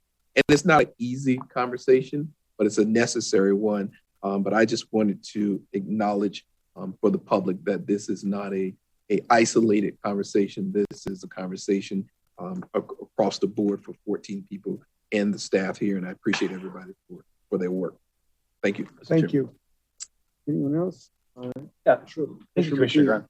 About 3.5 years ago, I interviewed before the Board of Commissioners to replace the prior Ward 3 commissioner. And I remembered before that process that I anticipated a question about affordable housing, ideas I might have. And I beat myself up for it. I really couldn't come up with anything. I eventually blurted out something. But I think about that, and I think about what I heard tonight, and just the fantastic ideas of a lot of my colleagues. And I think that this is just a great job that the board's doing overall, like a multi-pronged attack to find new ways to expand affordable housing. So I commend everyone on their ideas. I think the idea, I really like increasing the fee in lieu. I think there's room for an increase there, and that's all positive. But I'm not going to repeat the other great ideas, but I think overall it's just very impressive to see the ideas that are coming out. And I commend Commissioner Stevenson too on his leadership, even though he doesn't seem to want to be commended. But thank you.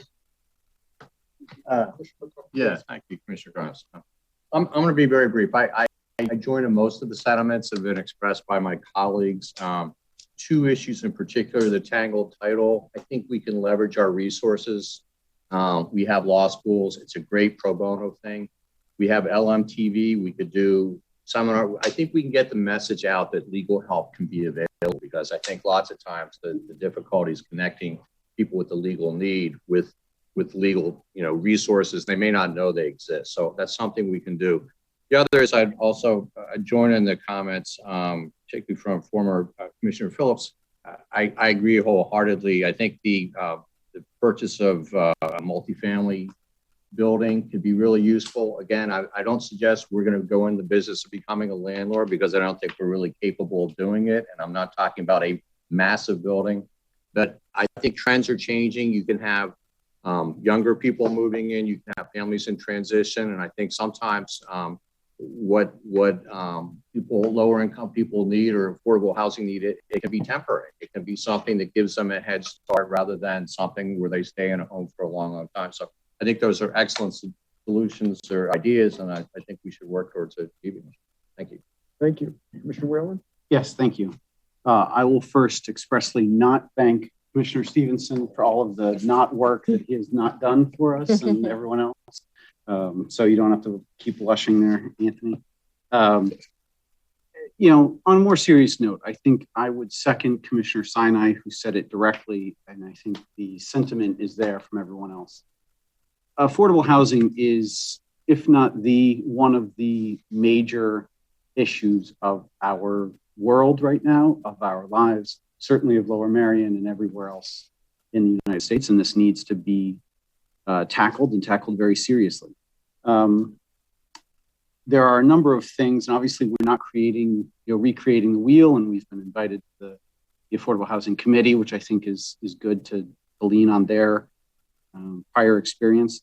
There's also a lot of studies that have been done in this realm, and they all show one thing, which the conclusion is long-term affordable housing works when it's intermingled and mixed with regular market rate housing. It does not work as standalone development. So essentially where they've shown it to be the most effective long-term is where you cannot tell what's affordable housing and what isn't in any given neighborhood. And where it fails, without fail, is where you can say market rate, affordable housing, market rate, and you can point them out. And to that point, I think the biggest issue that we should be looking to do is getting more affordable housing units, both rental and home ownership, into the township. And these are pretty easy ways to do this. Again, we're not recreating the wheel. I deal with this on a daily basis in Philadelphia in development work. We need to set policy, in my opinion, and get out of the way. Everyone has said it, I agree.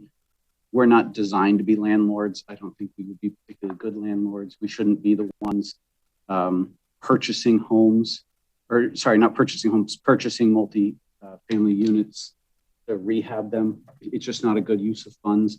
But we can set policy as simple as, again, Commissioner Zoloff raised the density bonus. The easiest way to get affordable housing is to allow a density increase for large buildings in transit-oriented or more densely populated neighborhoods that allows for the developer to build a greater number of units as long as she or he incorporates affordable housing units. I think it's been shown time and again also through the studies, the fee in lieu just doesn't work. Doesn't work. You can keep making it higher and eventually it just won't get paid and developers just won't do it. But if it's low enough, every developer will just pay the fee. And you just stroke a check. The city of Philadelphia has millions of dollars from fees paid in lieu sitting in a fund that isn't getting used. And it will get used, hopefully, eventually. And they have, a whole team of people who are very talented, know all the ins and outs of the stuff, and need to try to implement that. What does work is actually having developers put units into buildings.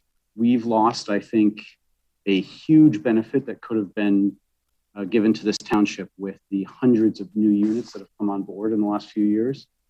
But just because we've missed an opportunity that's already there, I think we see what is coming.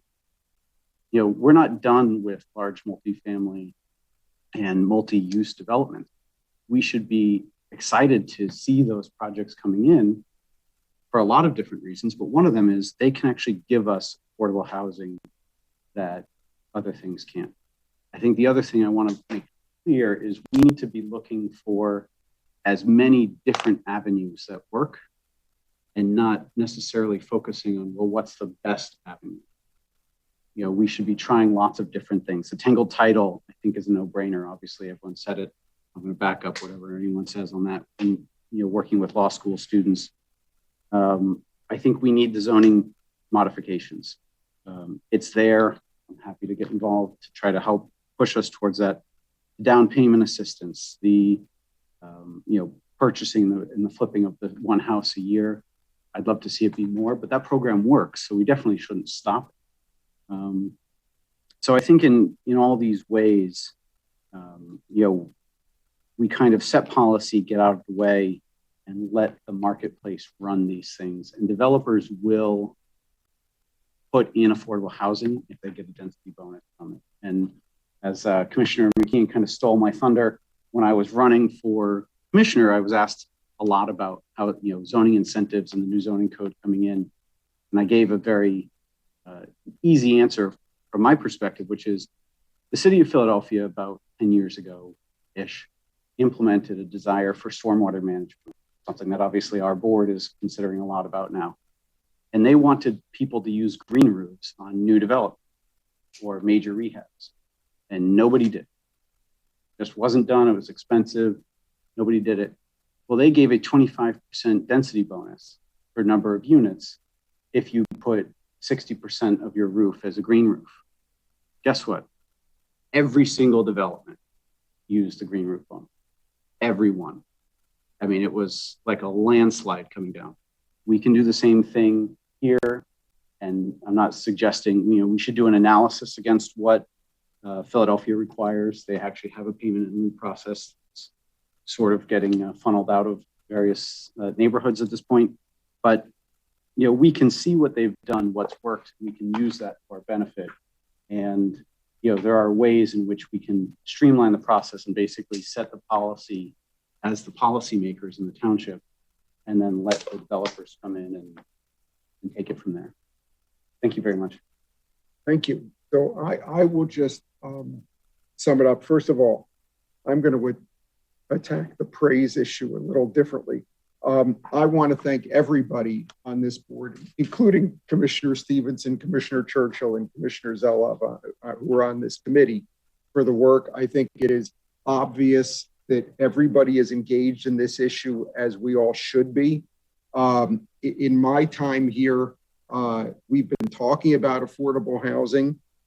We have recognized the need for addressing these issues, but this is probably the most substantive step that we have taken to updating and reviewing the policy, which is overdue, but we're doing it now, which is a very good step.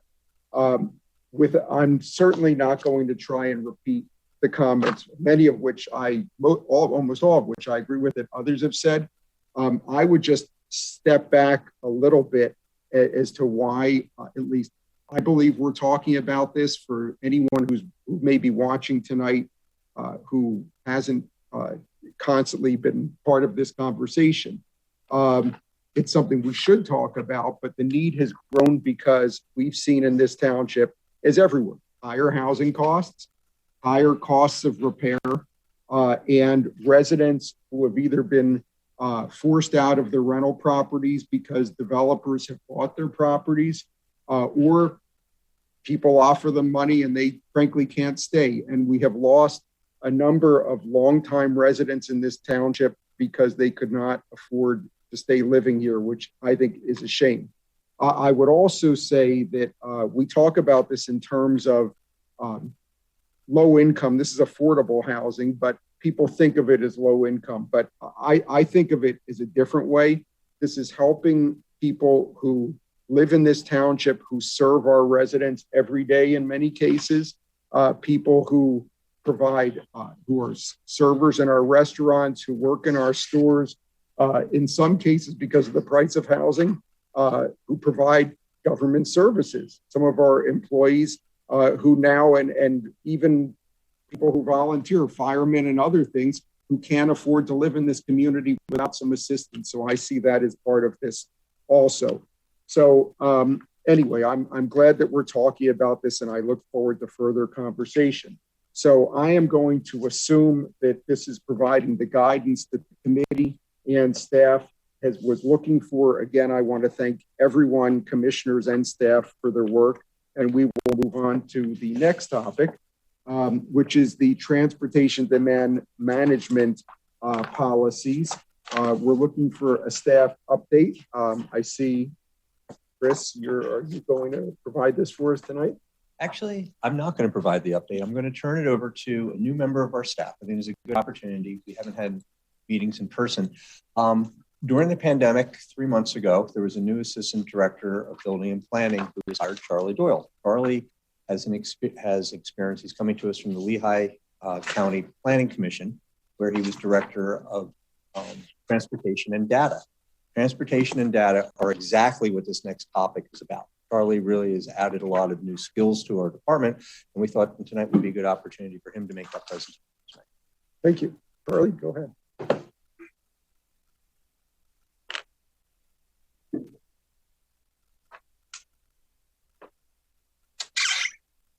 Good evening, commissioners. I am going to just take a second here to connect to our Wi-Fi network here and to share the presentation. I think there was a little. Putting you on the screen there.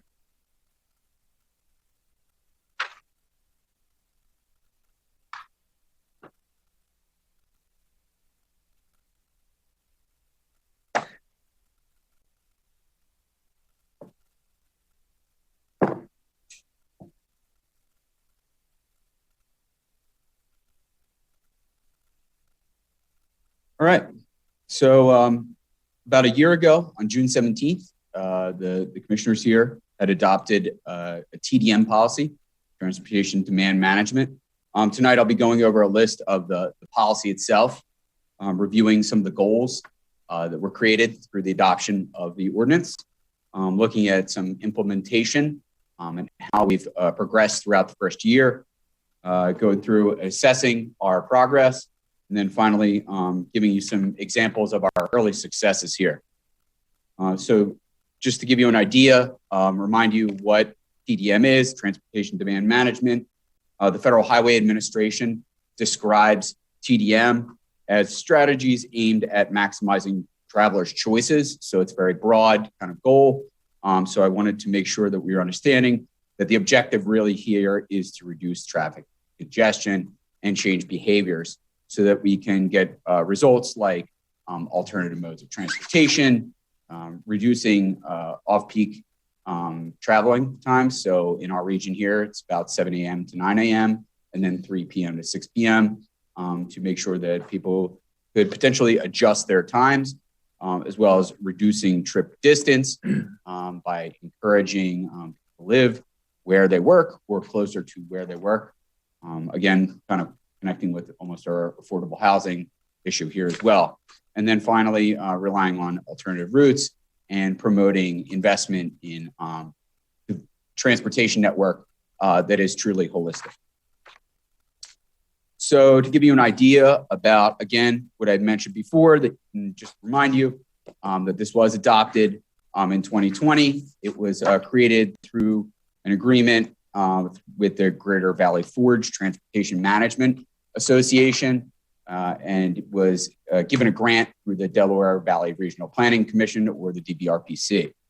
So the goals there were really to review and look at the implementation this evening, as well as determine the effectiveness since June 2020. So there were 5 TDM policy goals. The first, again, was that AM, PM peak hour, which I had mentioned, and reducing the congestion there by encouraging a change in what we call VMT, or the vehicle miles traveled. That's actually calculated by looking at PennDOT's assessment of the roads. They go out, they calculate how many cars are on the road, and then divide that by the segment area, and thus you get the VMT. So what they wanted to do there was make sure that the roads are less congested at certain periods of the day.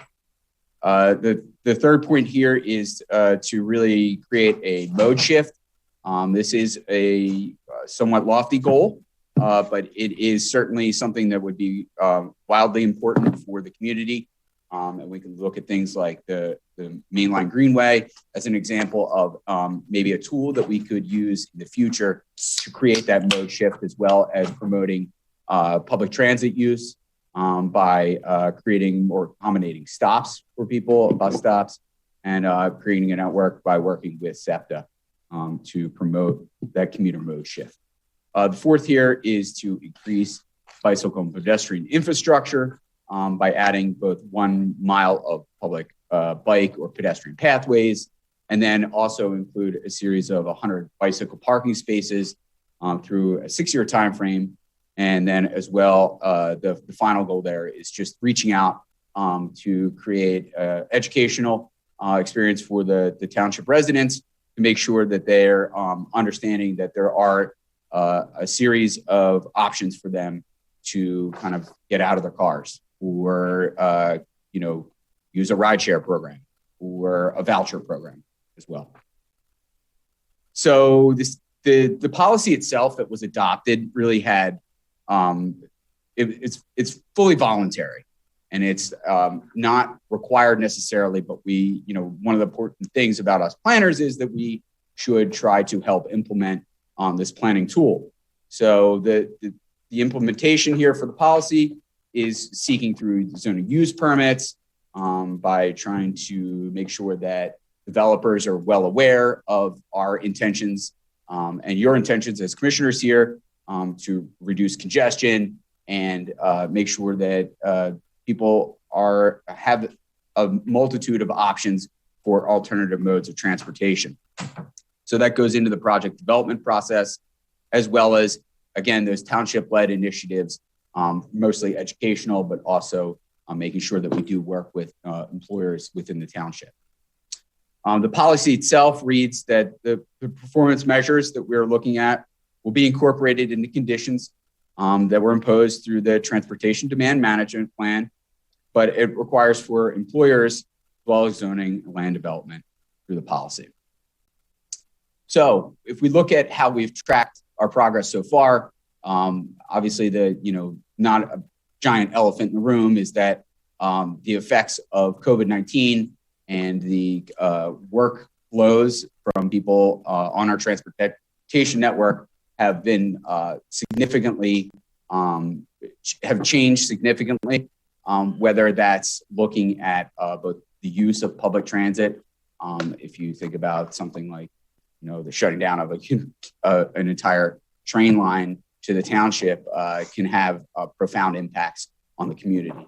As well as seeing a really high increase regionally, and I would assume within the township itself. I haven't looked at the numbers, but I know from the Delaware Valley Regional Planning Commission that biking and trail use was up about 160% within the last year. So if you think about people being more accommodating to bikers, hopefully that's the case, as well as people feeling a little more welcomed on the road themselves by using our transportation alternatives. So when we looked at some of the accomplishments here, looking at the bicycle spaces that are installed, we actually already exceeded the 100 that I guess it was not such a lofty goal, and we'll keep continuing to promote bicycle spaces and bicycle stalls themselves, and then increasing the amount of paths themselves over a half mile there. And then the total of sidewalks is limited right now, but we will be meeting with you guys in the future to promote sidewalk growth and alternative transportation needs. So some examples of some of the development that's happened within the last year. You can see here at the location of our station and railroad and Lancaster Avenue itself, the Chase Bank. You can see highlighted in the upper left corner there is a very nice bus stop. And so those are the kind of amenities that we're proud to see here within the community. As well is our City Avenue Special Services District, which we have been keeping a keen eye on the development there, promoting walkability and bikeability throughout the pathways that you can see in the bottom left corner there. The purple indicates these pathways that we're trying to promote. So the development such as the DeMuynck has availability for people to not only use public transit, but also travel between nodes throughout the township. Here's another example of 150 Monument. That was a development that just came in recently. There's, as you can see, potentially on the right-hand side there, there's a multi-use path, as well as some markings for pedestrians themselves to make sure that it's accommodated. ADA use path there. That's important to make sure that it's a user-friendly path. Some examples of public outreach.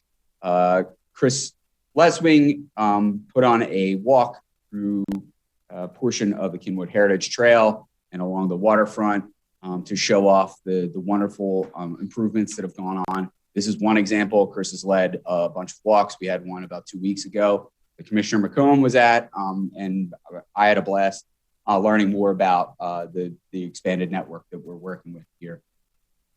And then here's some illustrations. This is along that path itself, the Pinkwood Landing, and the successes that have come out of that. Although that portion is a hotel, it's also a kind of a gateway to the waterfront itself, and then leading further, as you can see on the right-hand side there, of the Royal Athena and a path that's extending. So we're looking to kind of create a larger network. And by doing so, looking at things like signage, which is super important for people to become familiar and become comfortable to use paths, because a lot of the times, as I'll talk about a little later, half the battle is just getting people to be comfortable riding their bikes or using these pedestrian paths and feeling safe. So this can't be done alone. We do look for partnerships, both as major institutions, such as St. Joe's universities, or developers such as Tishman Spire. Again, as I had mentioned before, SEPTA is an important member in moving forward with this, the strategy here of TDM. And then finally, again, Delaware Valley Regional Planning Commission as our metropolitan planning organization, providing grants and also guidance for moving forward with this policy. So looking at again, some of the accomplishments there, I think I've mentioned most of these, but we have information available on our website. It's just lowermarion.org and then /TDM. There's an employer handbook that's available there, as well as information just for the general public. There was a newsletter that had come out last fall that highlighted, again, that what employers could do to potentially promote ridership through SEPTA or Ride Eco program, and make sure that anybody is taking advantage of any commuting assets that are available through larger developments. The last three here are just a webinar that was created in January earlier this year, commuting during COVID. Again, the walks that Chris has been providing to encourage more bikers and walkers throughout the township. And then finally, these ongoing social media posts that we have on our Facebook page that give information to anyone that has interest or inquiries on the program itself. So what we're doing for the future is looking again at that TDM ordinance. This will be a yearly kind of annual review of our progress. We'll be working on bus shelter design guidelines, and then as well, trying to create some standards in our subdivision and land development ordinance, which we had reviewed about a month and a half ago, which staff is diligently working on right now. And one of those elements that's involved in the saldo right now are complete street guidelines and promoting, again, a comfortable place for everyone to use alternative modes of transportation. And then finally, as I mentioned again, the sidewalk policy and how we flex the dollars that are acquired through fees in lieu. So with that, if anyone has any questions, again, there's some information on the Lower Merion website, as well as the GBF TMA website as well. So happy to take any questions. Yeah, thank you very much. So what we're going to do again, although I'm not going to formally go around, start at one end, we'll take questions first, and then we'll take comments afterwards. Let me also recognize that Mark Castle, I hope I pronounced your last name correctly, from SEPTA, is here virtually on the Zoom call. And Mr. Castle, I understand that you have no statement, but that you're ready to answer questions if anyone has any questions for you. That is correct, sir. Okay, perfect. So let me,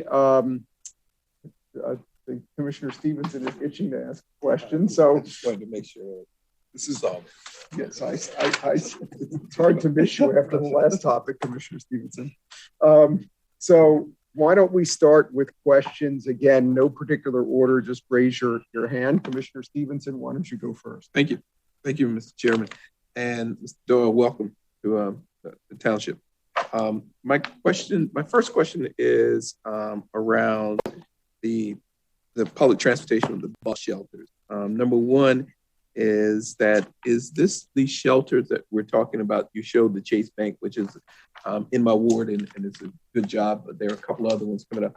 Is this something that we will have a part of a contingency that they will have to reconfigure and have that as a part of any new development in those when a new development comes? A little bit more experience with that. The Chase Bank, the staff's been really successful negotiating these bus shelters over the years. We have one down at Lankenau. We just had one recently approved down in Cynwyd that still needs to come in on Union Avenue, and this one. We'd like to get them as part of the conditions of approval. We'd like to have that as part of the ordinance going forward that we're requiring. But I think what we need to do first is develop a plan where they need to go. There's only certain routes and you need to orient towards that. But I'm saying in the case of Chase, that was already existence stop, right? It was a stop, yeah, but it didn't have a shelter. So we've been able to upgrade it for the shelter. But that was my question. That is, because the new development that's further down the street will have maybe one or two that the question becomes is a part of, and it may not be an ordinance that it won't be an ordinance in time for this necessarily, but is it a part of our goal that as we look at development on certain areas, that becomes a part of the design plan that we would ask to be considered? It is absolutely a goal. We are committed staff to looking through this.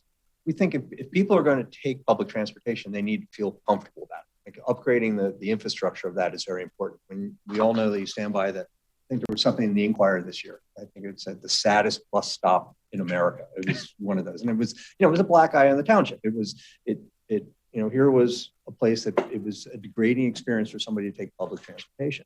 If you can enhance that and turn that on its head and have a really nice place to take a bus, it encourages people to take that sort of transportation.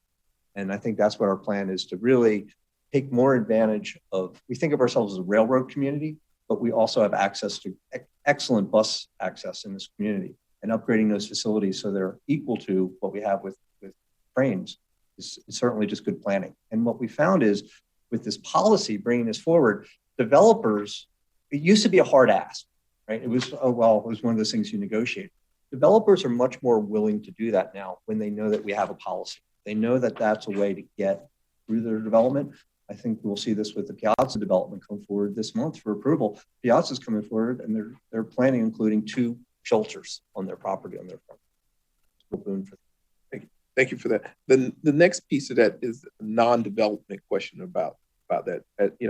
When we look at transportation for the bus transportation, particularly as we just talked about affordable housing and non-affordable housing, a lot of folks who work here and non-residents who have to depend on bus transportation. Is there a part of this working with SEPTA to reassess the stops because of the increased development piece and other changes that requires, or based on the need of folks in the sense that they are the location of different stops that may be a need, because 10 years ago, those stops were designed for a particular purpose. It was residential, but now that we've increased a lot of the business piece along some of these routes, is that a part of those conversations about looking at make those changes if necessary? We're very fortunate to have Mr. Castle from SEPTA on the call. SEPTA is, I would say, one of the best partners the township has.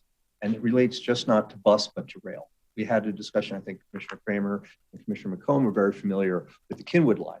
There's always a negotiation from the township to keep the Cynwyd line operating. One of the things that helps the township's case for keeping the Cynwyd line activation is that we've been able to point out that our growth is around that line. We've oriented our design of future growth around transit in the City Avenue District. Now in Ardmore, as we're looking at it, we know we have the pattern of train stations, but the bus is certainly there. SEPTA is going to be going through a generational reorganization of their bus facilities and planning. We've asked, and we have regular communication with Mr. Castle, and Mark can certainly weigh in on this. We've asked to be part of that and to try to be as efficient as possible. We see our role in this is to orient our land use regionally to the regional transportation system, because it's just good planning. It reduces congestion and it just makes a better environment. I don't know, Mark, you want to add anything? Sure. Yes, we see the township as a very important partner. There's nothing within the municipality's planning code that requires a developer to come to SEPTA to engage us in terms of these kinds of discussions. So we rely on the work of Chris and his staff to make us aware of things as they come to their attention. And we work very closely with the township staff and using our bus stop design guidelines to try to facilitate context-sensitive solutions at various locations. But our Chris referenced the bus revolution, which is our look at the entire network of the bus system and see whether the pieces that have been put together over the years from the various different private operators going back into the 50s even, and we've done tweaks over the years, but is it still relevant to the needs of today? And so that's the effort that we're going into right now. We're at the early stages of that, and we anticipate that the township is going to be a very important partner in providing input, providing us with contacts within the community to do outreach, to get the information from the public that we need in order to devise a network that works for today and for tomorrow. Thank you. My last question is in relationship to transportation accommodations for disabled pedestrians and other needs, accommodations for wheelchairs and those kind of things. Is part of that. Does the township have someone or internally or externally who's consulting on those particular needs to comply with, to make sure that we are discussing and meeting the needs of folks?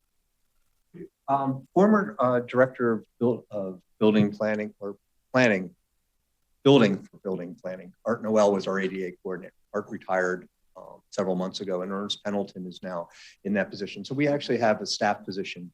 It's one of the responsibilities of the director of building to be the ADA coordinator. And routinely, we're reached out by residents. And this is people that don't come to public meetings. It's just somebody that reaches out to us that says, I can't get down the street. Right? There are sidewalks that are broken. There are branches in the street. I can't move. That's the things that we do somewhat behind the scenes that we're helping to make those repairs. That's where you also see that with using some of our CBDG money, we invest in curb cuts. And curb cuts are very important for people who are in a wheelchair, move around a neighborhood. We're constantly retrofitting those at the same time, and we rely on that. So there is a staff position. It's one of our duties in the building planning department downstairs.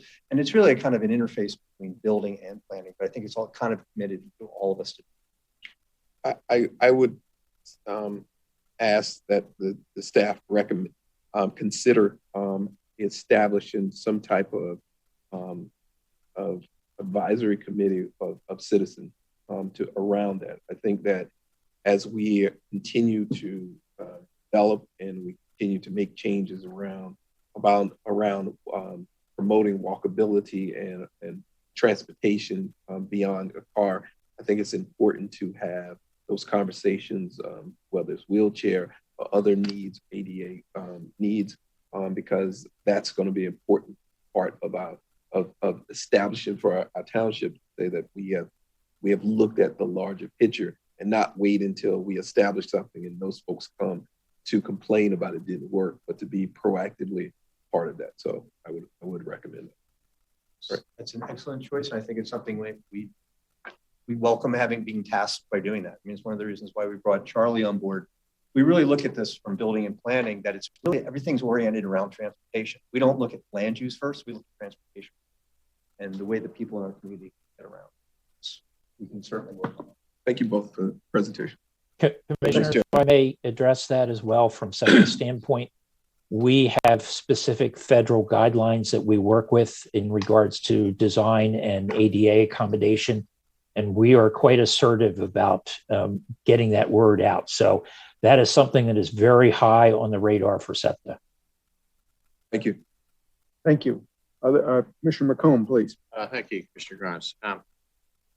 Mark, this is my question for you, and I guess those of us in Ballackinwood and Lower Merion generally are concerned about the fact that the Cynwyd line service has been interrupted. It doesn't look as if there's anything in the works. President Bernheim and I were in touch with Administrator Richards, and I've been in touch with various other people. And I know it's still something that's under review. But one of the things that strikes me as odd is with the Cynwyd line down, it seems as if ridership hasn't picked up on bus transit in the Ballackinwood area, particularly the 44 bus, which I've been taking periodically.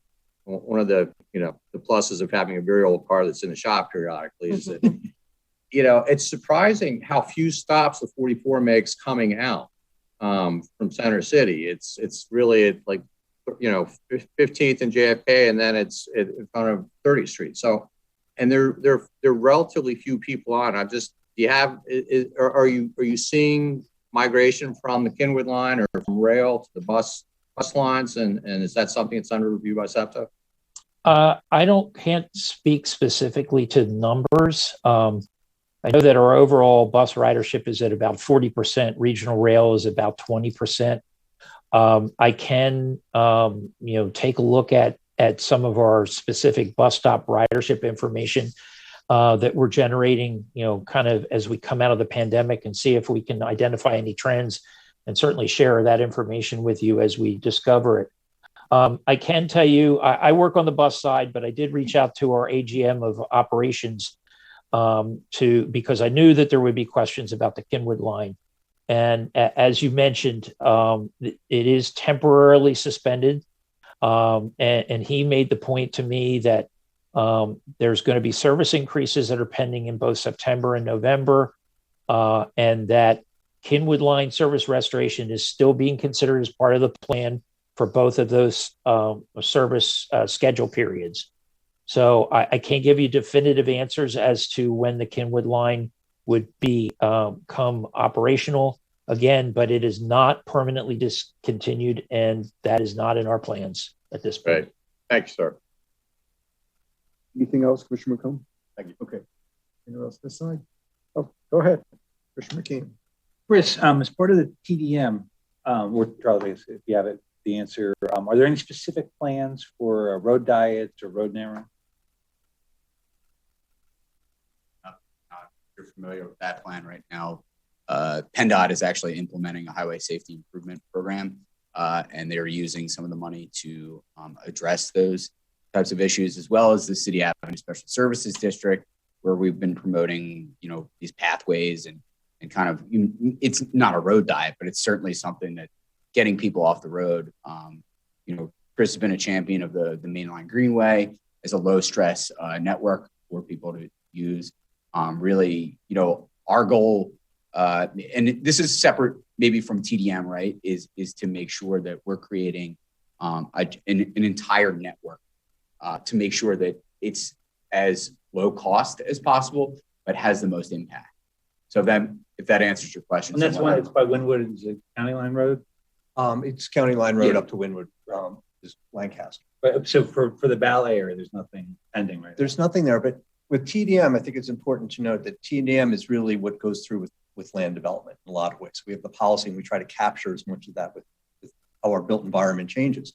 There's nothing to stop the township going forward with an overall transportation plan of looking at. I think, in the 15 years that I've been with the township, we certainly the needle has moved in a much more pedestrian bike friendly degree than it was when I started here. And there's much more interest in safety and mobility. And I think those are the kind of things that we'll see coming in, mid-block crosswalks, road diets, bump outs, those things that can make the world a lot safer and calm traffic and also make it safe. Because I see road diets as part of the complete street standards, and that's referenced on here. So I think that road diets can be very effective. And the key to that is to get things is to get a plan together, right? I think right now we're a little bit behind in that we need to have some of these things on plans that we can actually get from developers when they come in. There's been a lot of interest. You'll see something coming up in a couple of weeks with 3 Elmwood Avenue, development over by the Narberth Tunnel. It's a split project between Narberth and Lower Merion.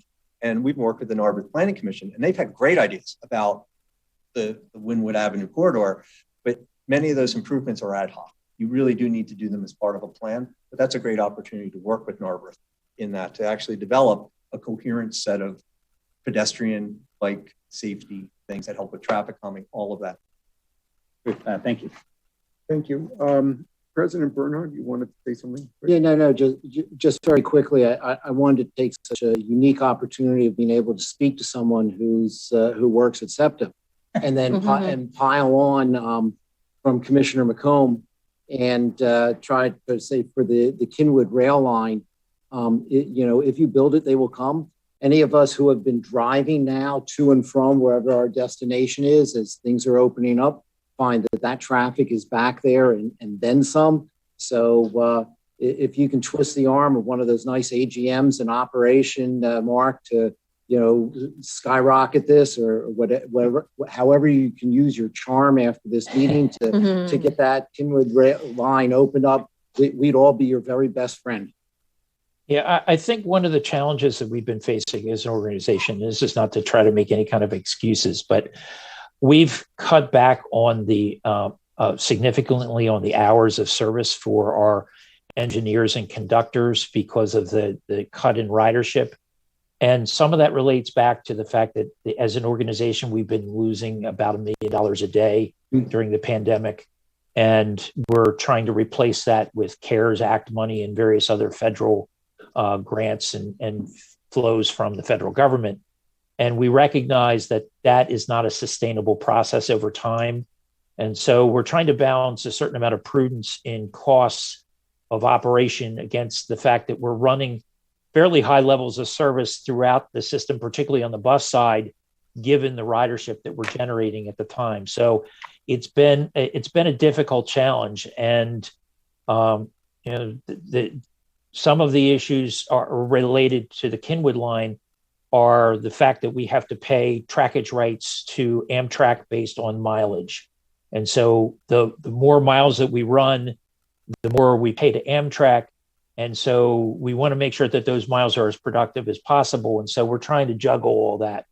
And ultimately, as I said, there's no plans to discontinue the line. We're just trying to figure out all these things and make sure that we keep the system sustainable over time. Yeah, now we recognize all the difficult parameters with which you have to deal. Maybe not the Amtrak one, may be new to some of us, such as myself, but you start to eat your own flesh if you don't open it up at some point in time. So we're trying to politely, twist your arm and say, now might be a good opportunity to do it. You'll increase the ridership, increase the revenue, and maybe it'll move in a positive direction. But it's recognized that that's a hard call to make. So thank you very much. Okay, Commissioner Zella. Thanks, Commissioner Grimes. I'm delighted that Mr. Castle from SEPTA is on the call, and so my questions are for you. We're talking about TDM, and you told us 20% ridership on the regional rail. So we have regional rail coming right through our township. How can we help promote return to SEPTA train lines? Because that's what we need. That's what you need. That's our president's stuck in traffic, and our residents are stuck in traffic. And so, how can we help you promote return to the train? Well, I think a lot of the things that have already been mentioned here are tools that are in your hands in terms of communications to the residents, to the business community. Organizations like the Ardmore business group. The title escapes me right now, but I'm talking about Ardmore Initiative. Ardmore Initiative, working with organizations like that to get messages out about using the train. Now, in the case of Ardmore, we're talking in many cases about people that might be reverse commuting or coming from places farther west on the Paley-Thorndale line that would be coming in. Constantly just talking about the fact that congestion is coming back and that there are opportunities for you as a resident or as a business owner to promote using public transit. Using public transit is ultimately an individual decision. People have to decide based on their lifestyle, their access to cars, their income. There's so many variables that go into the choices that people make, and being able to communicate, hey, you've got this rail line that's here. You've got this bus line that's here. It gets you here. You can do things while you're on the train or on the bus that you can't do when you're behind the wheel of a car. Parking is at a premium. You use transit, you don't have to worry about parking your car. Those kinds of informational tools that the township can continue to, and we know through studies that have been done about advertising, you have to hit people multiple times with messages so that it starts to sink in that, hey, this is something that would be of value to you. So having access to groups within the community that can promote, as well as the township, I think is the best way that we can do. Right now, we're not charging for parking at the train stations during the pandemic. That may be lifted at some point, but right now that's an opportunity that people can take advantage of, where they don't have to pay the dollar for their parking when they go to a train station and then come into the township. Great, thanks very much, and I'm sure that our staff and my colleagues will be delighted to promote return to the trains, free parking. I didn't know that. And so, it's something that will benefit all of us. So while we're talking about returning to the trains, let's talk about the train stations. So We have lots of them in our township, probably more than most townships. And so there are some in the part of the township that I represent that are in disrepair. The Haverford train station has no tenants and is in the building is in disrepair. The Bryn Mawr train station, while it has a tenant, needs some physical improvements. And I think that's the same for the Rosemont train station. Now, I understand the buildings are owned by Amtrak, but how shall I say this nicely? SEPTA is delightful to deal with and Amtrak isn't. So if you can be of assistance, you and SEPTA can be of assistance with our township and with community groups. There are community groups like the Haverford Civic Association that are spending time seeing what they can do to help improve the Haverford train station. It's a mountain to climb. And Amtrak puts onerous provisions in their leases on liability, for example. And, we wish SEPTA owned those buildings, but you don't. But any assistance you can provide through our staff and through commissioners and through community groups, I think would be very welcome on improving some of our train stations. Commissioner, if you could put your specific requests in writing to Chris, and then he will share them with me, and I can pass them along to our chief engineer of buildings and bridges and see what kind of leverage we might have to move the needle on that. Fabulous. That would be great. Thank you very much. I look forward to doing that. And then my final question, I probably could ask our manager to my left, but who's going to give us an update on the Ardmore train station construction project? Is now the time to do that? Oh, I think we do get a weekly update from SEPTA on the progress on the station. We don't. It basically says the same things these days, that they're working on the west portion of the train station over in what we call the Ruby's Lot, and we'll be moving on at some point in the near future, perhaps to the other side of the tracks and the other side of the bridge. What is the scheduled completion date? I don't know if SEPTA has changed that or not. I don't know if Mark knows. I don't know specifically, but I can try to get an answer for you on that. Great. Thank you very much, Mr. Council, for joining us tonight. We really appreciate it. You're welcome. Thank you, Commissioner Grimes. You're welcome. And just as we go down the line, just to seeing as how this has gone, let me just, if any commissioners who still have questions would like to make comments as part of their questions, you're certainly welcome to. So I would ask that you be cognizant when we come back around for comments that you've already had an opportunity. So having put pressure on people. Commissioner Sinai? Thank you, Commissioner Grimes. So I guess these questions are for Chris and Charlie. And thank you for the presentation. I think this is important. There's a lot of development potentially in the pipeline. And to me, I think transportation demand management is really about, at its heart, getting the growth in car trips to be less than the growth in population, right? And so you showed a bunch of first steps. I'll probably ask you these questions every year.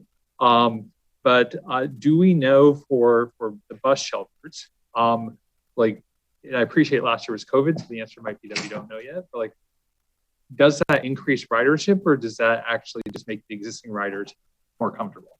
Do we know yet how many people switch from cars to buses because of the shelters? Yeah, that's definitely, it would be site specific, definitely, right? Because of the catchment area for how many people would be able to travel within that, what is considered a quarter mile of a bus stop. However, that data is definitely not available for us right now. It is definitely something we can look to in the future to assess. Would have to be done with a survey.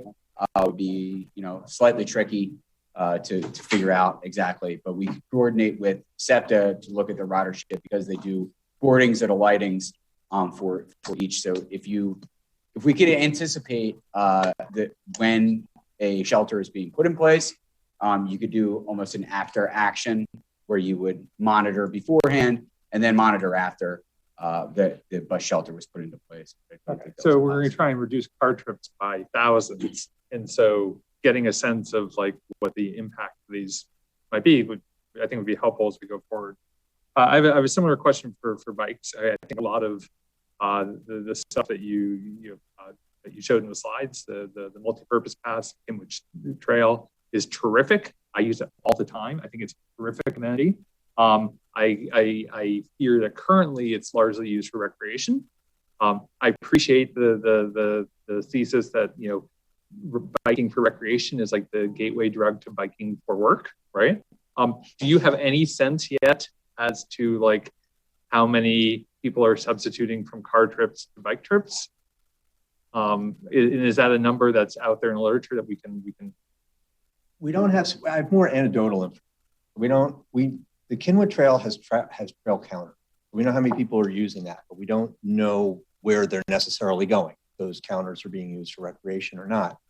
One thing anecdotally that we do know is when the gates of the Manayunk Bridge are closed, there are gates, and they're supposed to be open at a certain time in the morning and closed at a certain time at night. When those gates are not open at the time, somehow I've become the de facto person, right? And the commuters are very vocal about this. Happy to announce that those gates will be permanently open around Thanksgiving. Township received, we've been working for years on a grant. It's been very technologically difficult, but we're going to get lighting on that Manayunk. So that will increase the ability of people to use the trail for commuting. Part of this is one of the reasons why we hired Charlie, because he has these skill sets communicating with the people in the City Avenue district, most likely people, or St. Joe's, most likely destinations for where people are commuting. Part of this is going to be reaching out, asking for that kind of information and coming up and thinking of this as an exercise. How do we track this data that we don't currently? So I'm going to make the following pitch, which is we are underway working on the Saldo. I think will help this board as we decide what policies to put into Saldo to have a sense of like where we actually get meaningful impact. In the more data you can collect, Charlie, on where people are coming to and fro, and do we actually get people like, look, in COVID, I'm riding my bike a lot more. I ride my bike more miles than I drive.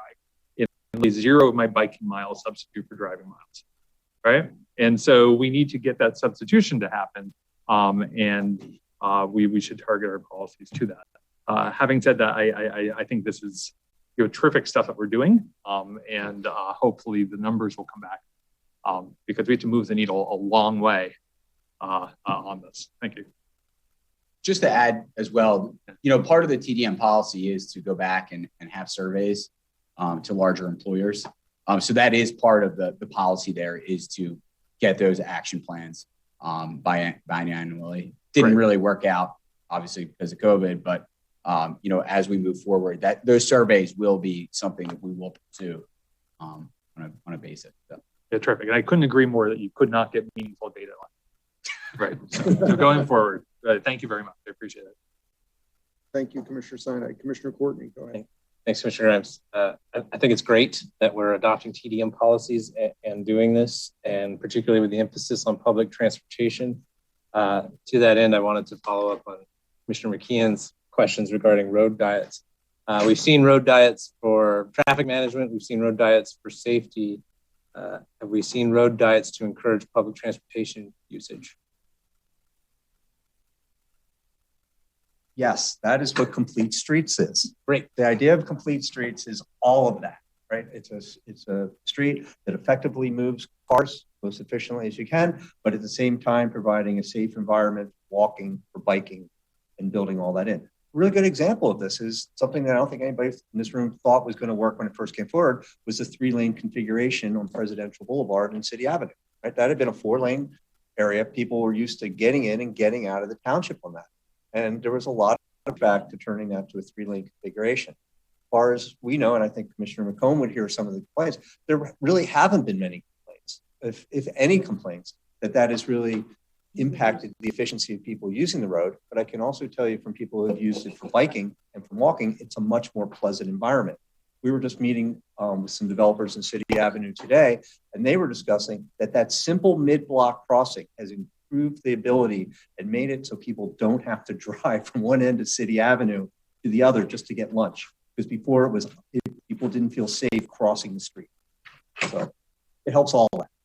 That's excellent. I think it would be great when we do go down the planning road and we start to think about how to encourage public transportation, if we can sort of align road diets and traffic management with where there is excellent public transportation access. If I could comment on that, all of our customers on our bus network are pedestrians at one point or another. And so what's good for the pedestrian and their safety is good for transit on transit corridors. Great.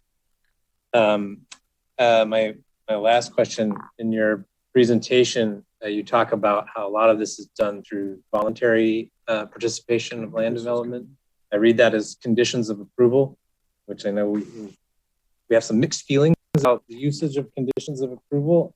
Have we explored legislative opportunities, particularly when looking at the saldo, to increase what we want from land development as opposed to haggling with land developers? Yes, that is part of what we're looking at with saldo. I mean, the first thing that we do have is the multi-use path. In City Avenue, we don't negotiate where those improvements go. They're mapped, they're a requirement. There are also incentives in the City Avenue district for off-site transportation improvements, and that's a lot of times where we get bus shelters and other sort of physical improvements. I think that's what we want to look at going forward with the saldo. Those kind of bake those incentives and requirements into this. Right, yeah, but incentives was going to be my other question there. But the biggest thing is, you know, Charlie and I deal with developers every day, and Jillian Dirks, who's not here, who's actually does a lot of our lead planner for land development.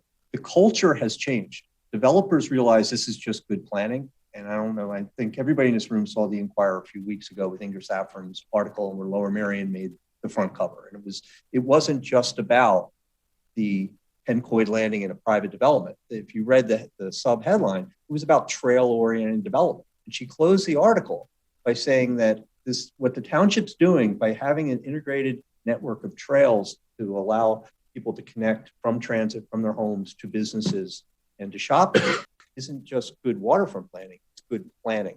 And that's really a key thing what we're trying to do. She got it. And this is a woman who drove from Fittler Square to Pencoid on a bicycle just to visit Lower Merion that she didn't have to do. So that's all baked into all of this. Thanks for sharing. Thank you, Commissioner Kramer. Actually, I have several different questions for different people and comments. As a former regional rail commuter,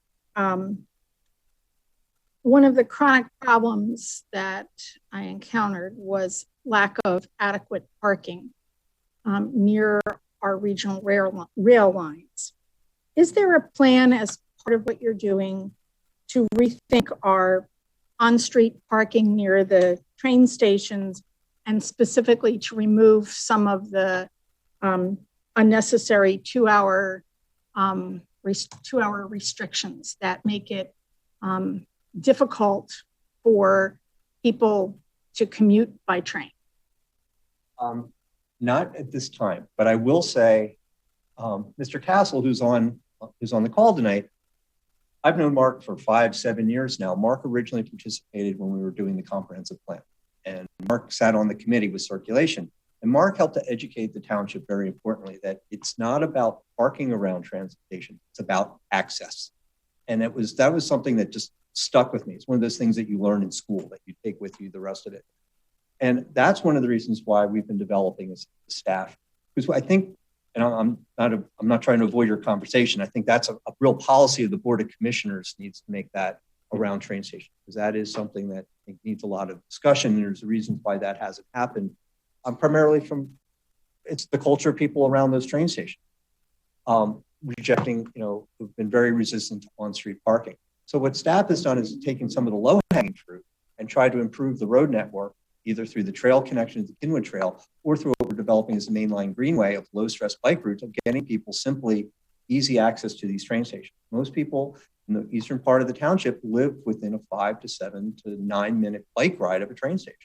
Developing that network that people can very easily get there without having to get in your car and then drive those, that 9 minutes or 4 minutes to the train station, making it, extending it so it's the culture of being able to bike or walk safely to that place.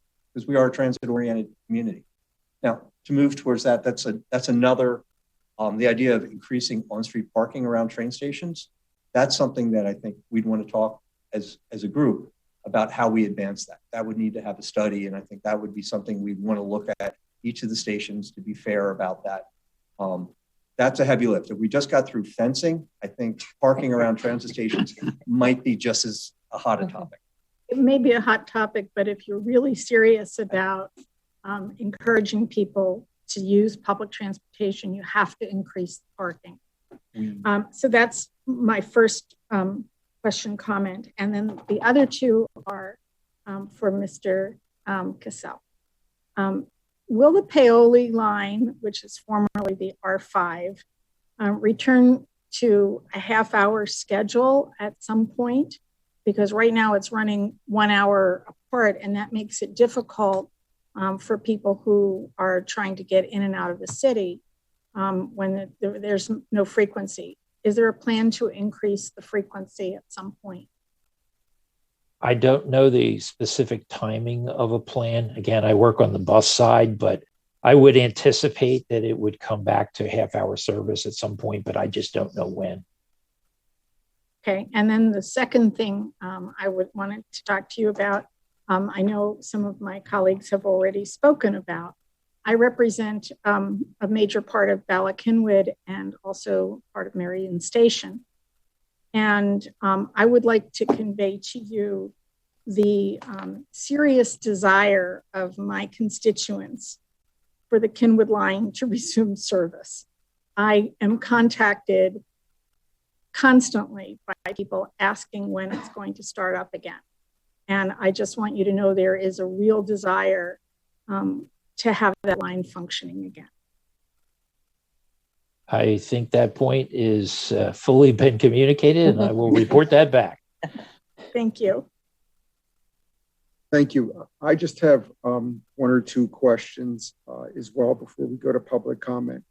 I'm wondering, and this is probably a question for staff, is part of TDM. I mean, one thing I've seen in recent years is an increased desire of people who live in the western part of the township to bike to go to errands. When I first moved here, I never would have thought anybody wanted to use a bike for anything but leisure in that part of the township. But particularly the last year or two, I've had people talk to me about, can we get whether it's a good thing or not right now, but a bike lane on Conshohocken State Road through Gladwin. More bike accessibility from Gladwin Village to other parts of the township. More sidewalks so people can run. Are there any plans to do anything in that part of the township? There are. Currently, the township staff is working on a couple different ways, and we've been working with the ad hoc sidewalk committee on coming forward with a plan, and it distributes sidewalks around the township. So that would take, and there are sidewalks that are looked at in the Gladwin area in the western part of the township. With biking, one of the things that the staff is also bringing forward, kind of in conjunction with something called the Mainline Greenway, is, and the purpose of this is to allow people to bicycle on roads that don't have a lot of cars. Cars are, the way our roads are set up, it's really tough to ride safely and feel comfortable riding on Conshohocken State Road. And there just isn't a lot of cartway there to stripe that for that. But that said, there are a lot of other ways that one can get around Gladwin by taking roads that are not as busy. There's the road less traveled. That's what we've been identifying and looking forward to bring forward with the Mainline Greenway. We have that. We've been working with, we've targeted what we consider stress points. We're currently working with traffic safety and public works to address what those stress points would be. But there are a lot of ways, surprisingly, in the township, and I've taken several commissioners on these rides to show that you can get around the township by biking much differently than you would by car, that is very safe. And what we want to do is bring that forward.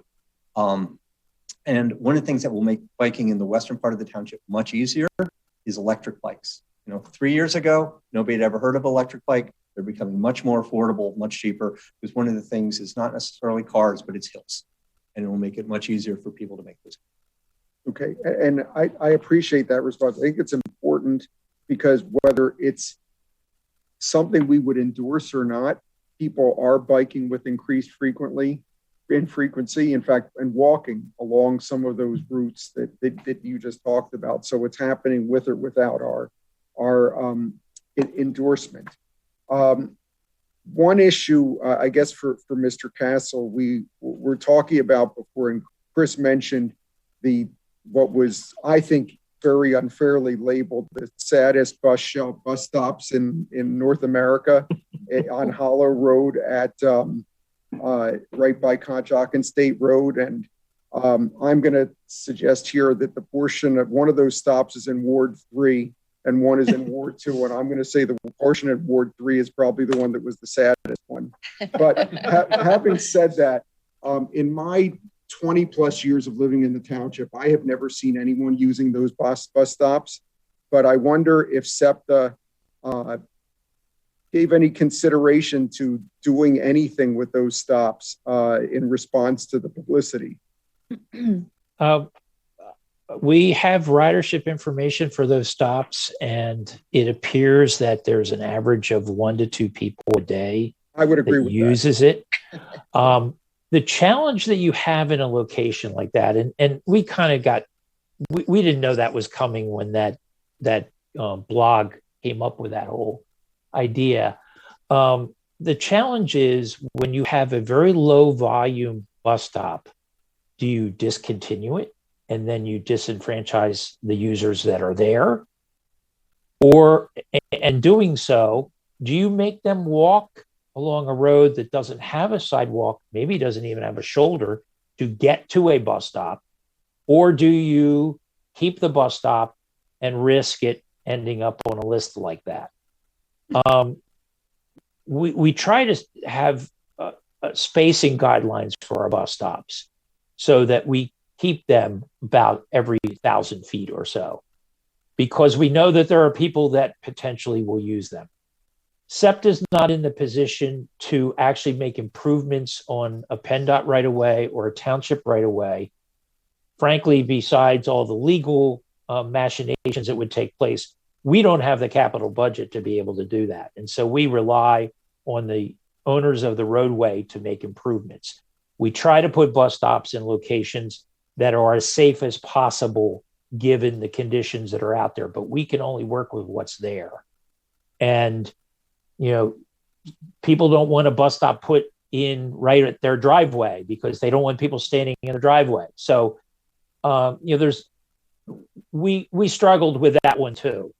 You could make the argument that we should just do away with a bus stop, but for the people that use it, that's an important location. Yeah. Okay. I mean, I agree with you that there's almost no usage of those stops, but I also agree that the fact that they're there makes them kind of attractive nuisances in terms of people using them in an unsafe location. So if you don't have any plans, that's fine. Just there, that was the question. Okay. Before we move on to any remaining comments, I'll ask if there's any public comment on this matter. I don't see anyone who wants to make public comment, and I don't see anyone online. So we'll then move to any final comments that commissioners, I'm almost hesitant to call on Commissioner McKeon now. But all right, let's go ahead. Commissioner McKeon. Thank you. I just wanted to comment on the bus stop from Heck or whatever it was. You know, this was something, I don't know if it was an international blogger. They're sitting there on Google Maps or Google Earth and, you know, fly specking these different things in different portions of the world. And I believe that the bus stop in Ward 2 or Ward 3 made it to some Final Four or Elite 8 of worst bus stops in the world, and lost actually to a bus stop in Montreal. But you know, to sit there and dictate policy in the township, no one, I don't know of a Lower Merion resident who complained about it. This is a bus stop that's used by people. And, you know, if I'm not going to go home tonight and look at bus stops in Toronto and blog about it, but I don't think we need to have our policy dictated by bloggers who probably haven't set foot in the township. They originally said that the bus stop was in Narberth too. They knew so little of the area. That's what they said. So I don't think it's good to have black eyes on a township, but I don't consider that a black eye. I consider that some knucklehead on a blog who's sitting there with too much time on his or her hands. So, and it's good to see that there's no complaints about it. There's a little bit of ridership. So as long as there's no internal complaints, I don't see it as a big issue. I fully support the TDM. I think it's a really good policy.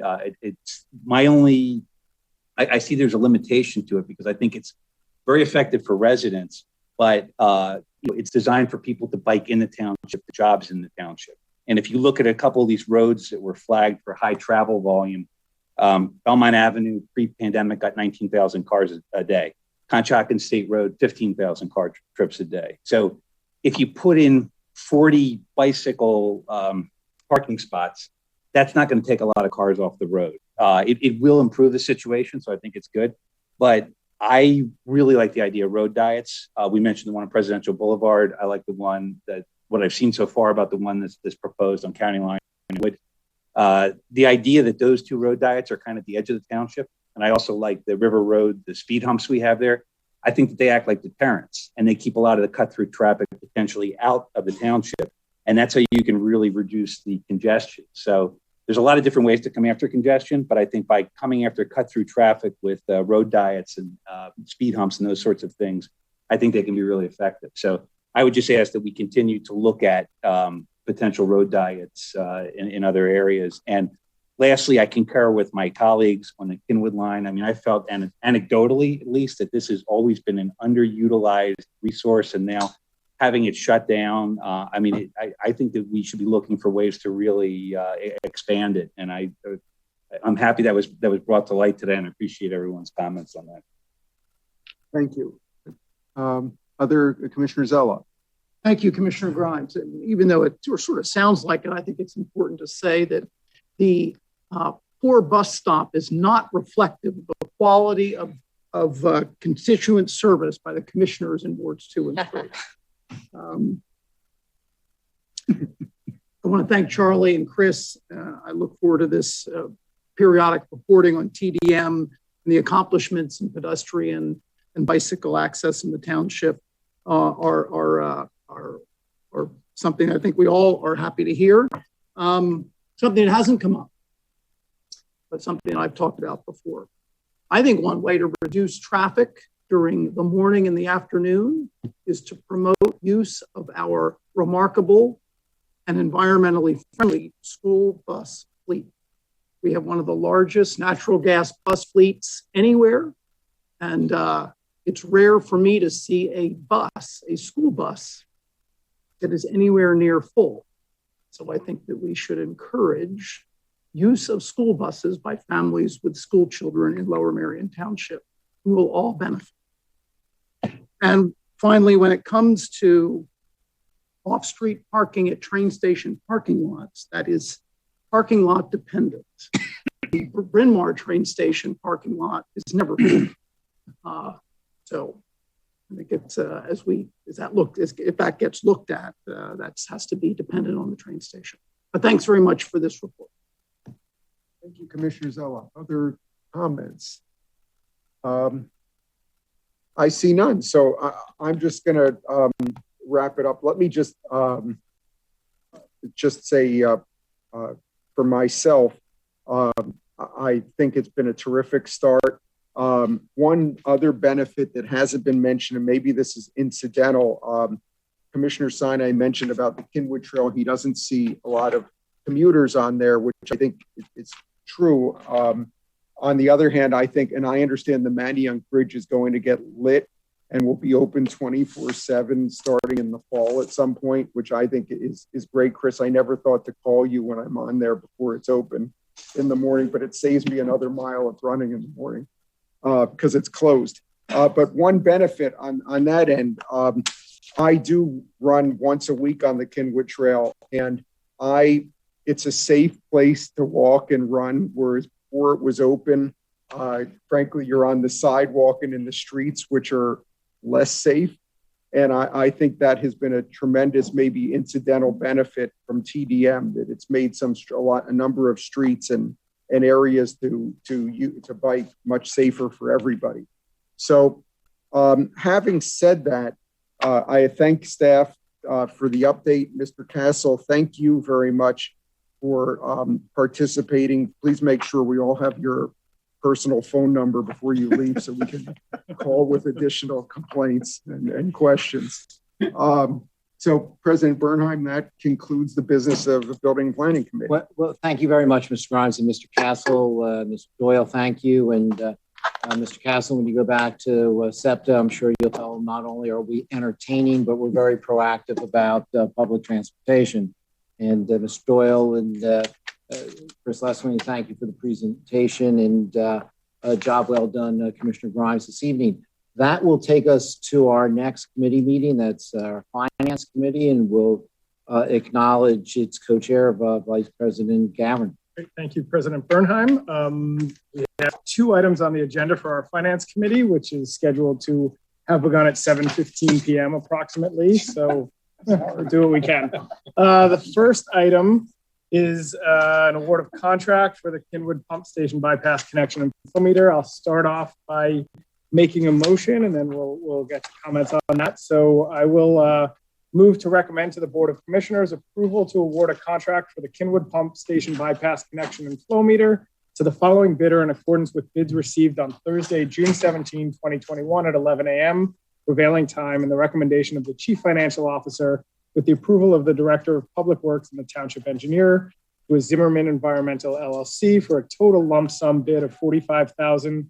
Total bid contingency items C1 and C2 of $1,300 for a total bid of $46,300. Do I have a second? Excellent. Thank you very much, Commissioner Whalen. I will start by turning it over to our Township Manager to share thoughts on this project. Thank you, Commissioner. Yes, we had 4 bids on this project. They're all within the estimated cost range. This is useful equipment. This is maintenance of important infrastructure, a sewage pump station. It helps pump station to run more efficiently, especially when we have to go through maintenance. The bypass connection is important. The recommendation of, as you said, our Public Works Director and our Chief Financial Officer that you move forward and award the bid. Great. Thank you very much. Do we have any commissioner comment or questions on the bid? Seeing none, do we have any public comment or questions? Seeing none in person and our Township Secretaries none online, we will bring this to a vote. All those in favor, please raise your hand and say aye. All those opposed? Any abstentions? Looks like it carries unanimously.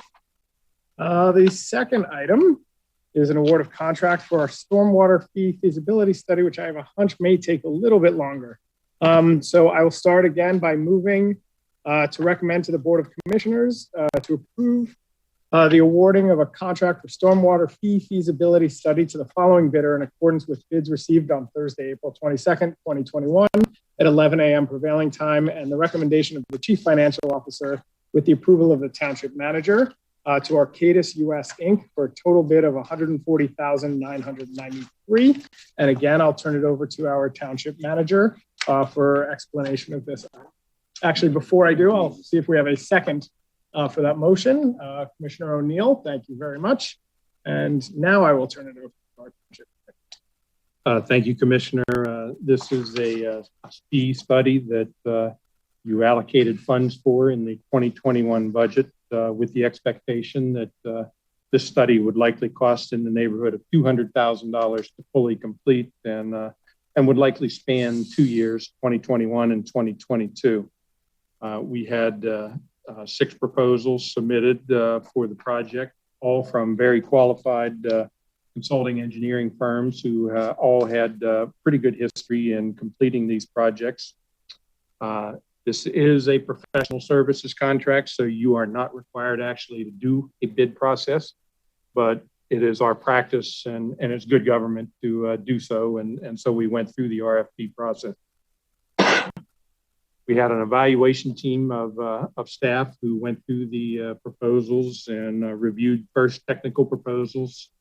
And then secondly, we opened the price proposals and scored those and came back with a recommendation to you to award to Arcadis.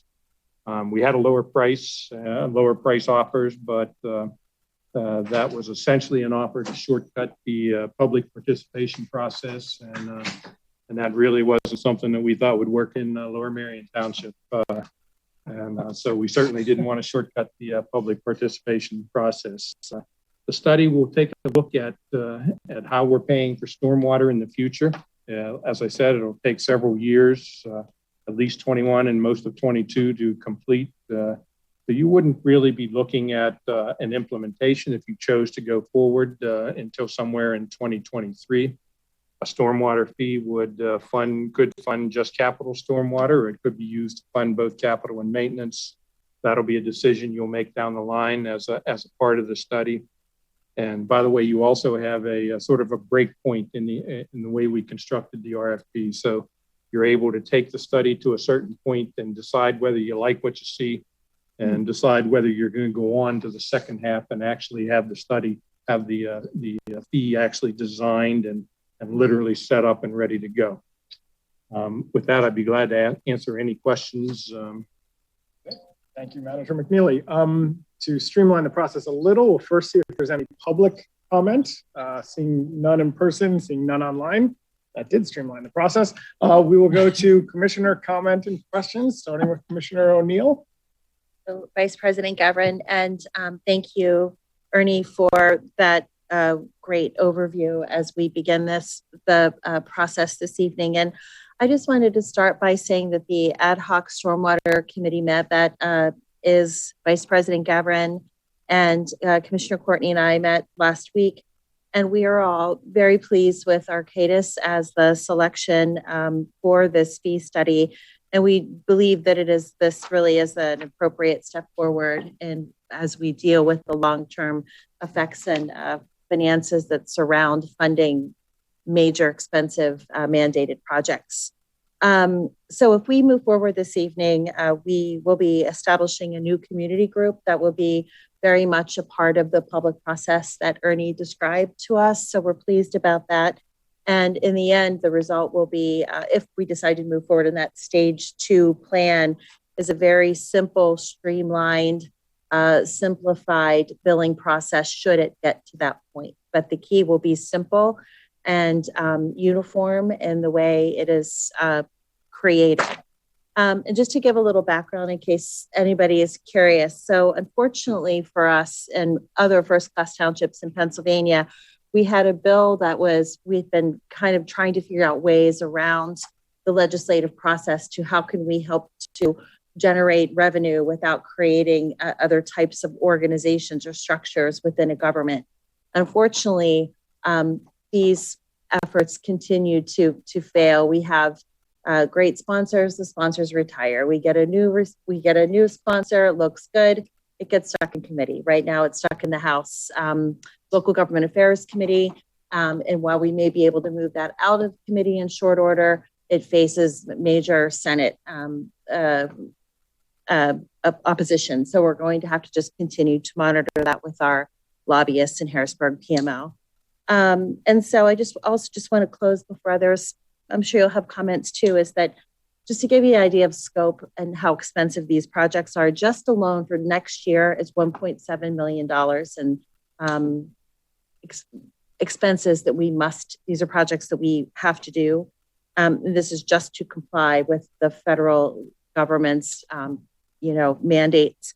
And then through 26 alone is another 6.8 million in total.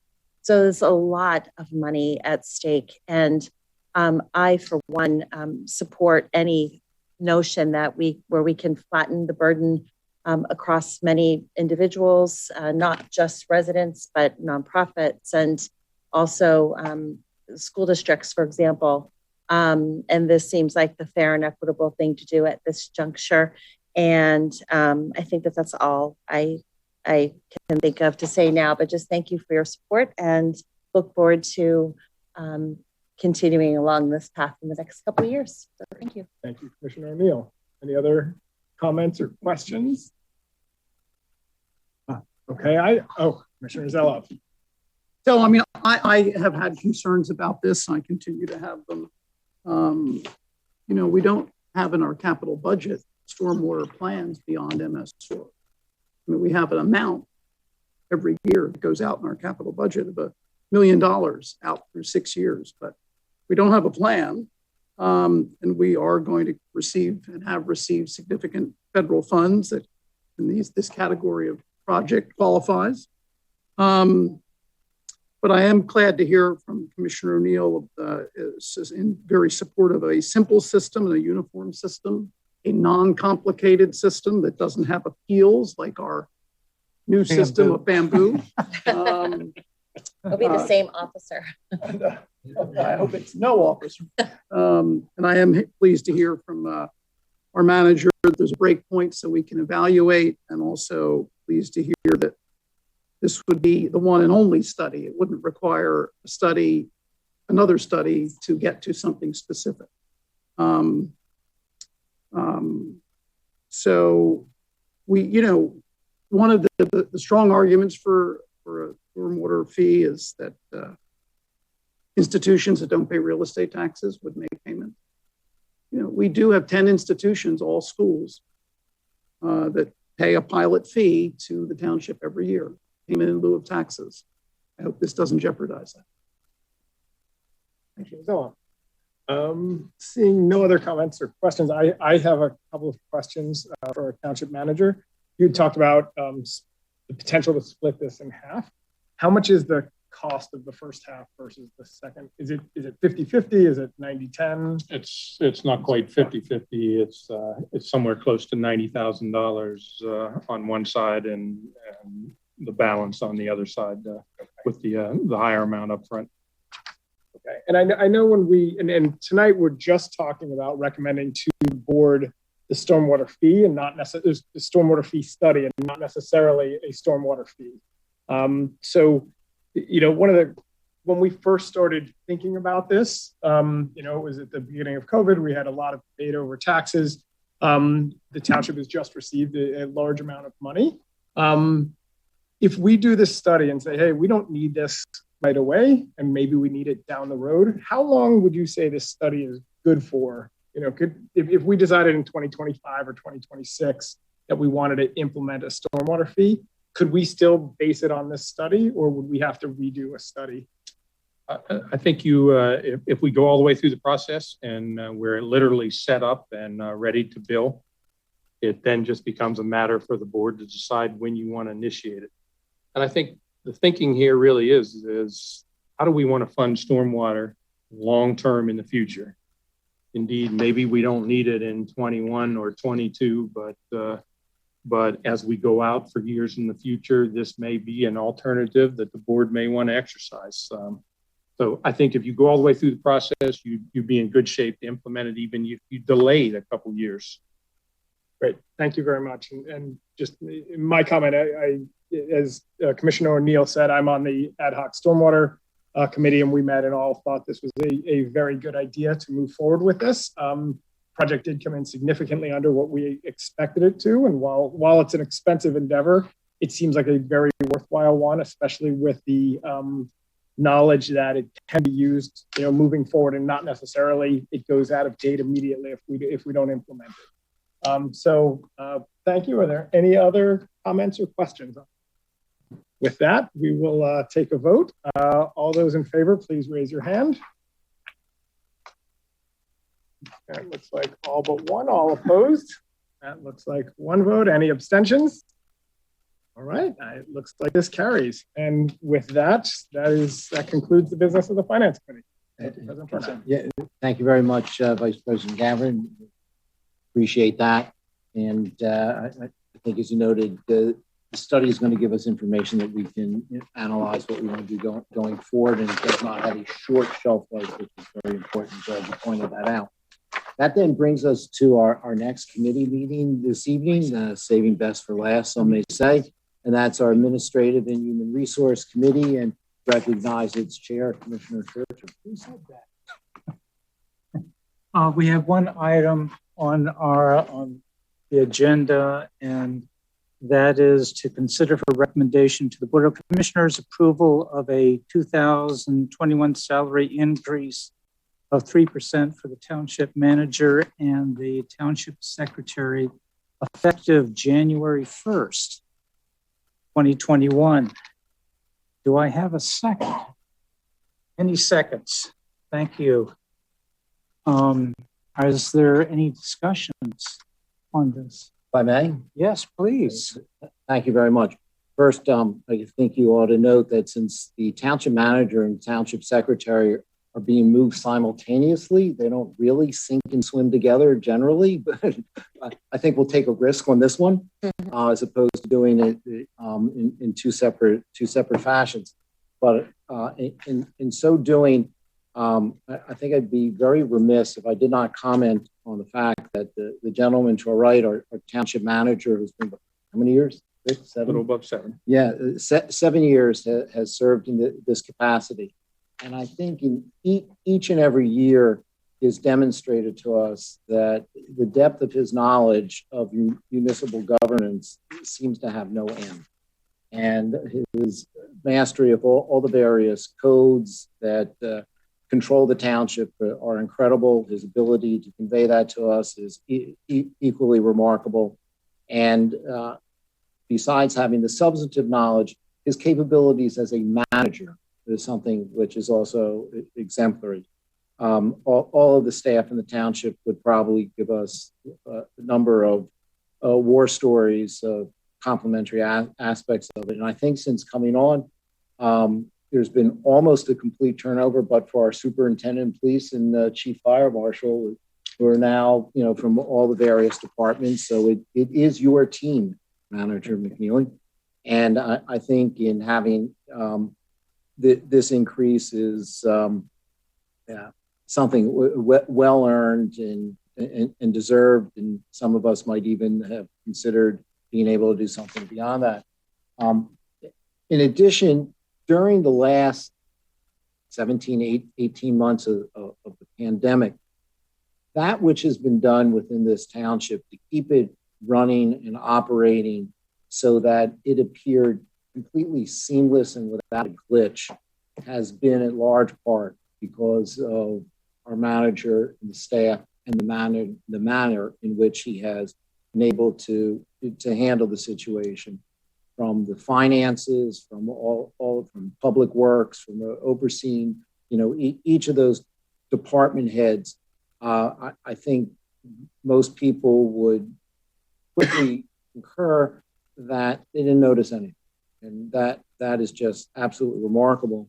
And that also is in large part to our township secretary and the work that she has done during this time to make sure that everything else ran as smoothly as possible. And prior to the pleasure of having people here for a number of months, it was just me and Jody. I got my chicken Caesar salad every Wednesday night. And we did turkey sandwiches. That is true. That's why you came. Right. And all of the necessary items to run all of the meetings and to be able to do it with the ever-changing technology. And for the first couple months that we had an echo in here, you heard every word twice. And that we were able to get through that. But it was more of all of the work of everything else that the township secretary does, who is the secretary for the board. That means she has 14 individuals to whom she theoretically reports, or the real secret is the 14 of us report to her, and she gives us a lot of good guidance on what to do and how to do it. So the fact that we were able to provide these increases in salary, they're extraordinarily well-deserved, and the township is extraordinarily lucky to have public servants such as Manager McNeely and Secretary Jody Kelly. Thank you. Are there commissioner comments? Vice President Gabbard. Thank you, Commissioner Churchill. I will second the comments made by President Bernheim. But we certainly have incredible leadership from both Mr. McNeely and Ms. Kelly. I do want to say that, as President Bernheim said, it was just he and Jody in here. Jody deserves any raise we give her for putting up with that for throughout the pandemic. But yes, it was certainly his job. But in all seriousness, it was an incredibly trying year in 2020, and we did, I think, as a town, an amazing job, and a lot of that has to do with both our manager and our secretary. So thank you both very much for your service to our township. Any other comments? Seeing none, we shall vote. All those in favor, raise your hand, say aye. Aye. Those opposed, seeing none, and any abstentions, seeing none, the motion passes. And I would just like to comment when I look at Jody and Ernie, there's just a World War II admiral that said that uncommon valor was a common virtue. And I think through the pandemic, the leadership that Ernie has provided and just the work that our staff have done exemplifies that. So thank you very much. And with that, we're finished, or I'm finished. Thank you. So to speak. Thank you very much, Commissioner Churchill. And before we adjourn, there is an announcement I've been asked to make, and also give others an opportunity if there's something they wish to bring forth. And that is we are having Plastic-Free July. And you've been asked to take the challenge for a campaign encouraging people to reduce the single-use plastic waste during the month of July.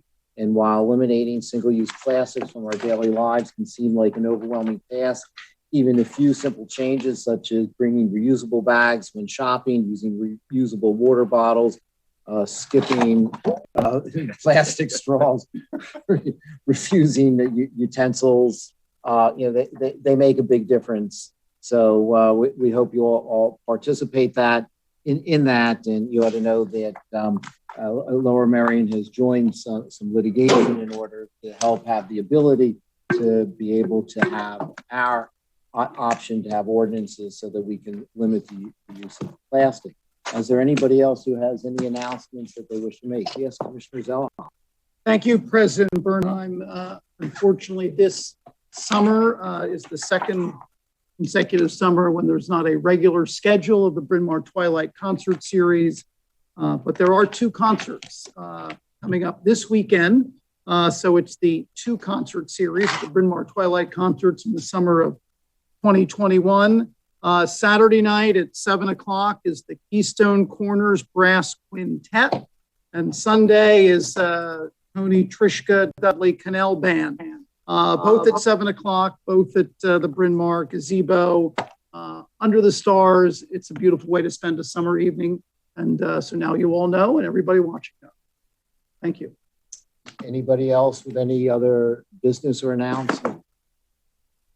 Seeing none, I'd just like to end as we began, giving our heartfelt prayers and thoughts for firefighter DeMuynck and his family, both his immediate family and his fire service family. Our prayers are all with you at this time, and we thank you wholeheartedly. And with that, we are adjourned.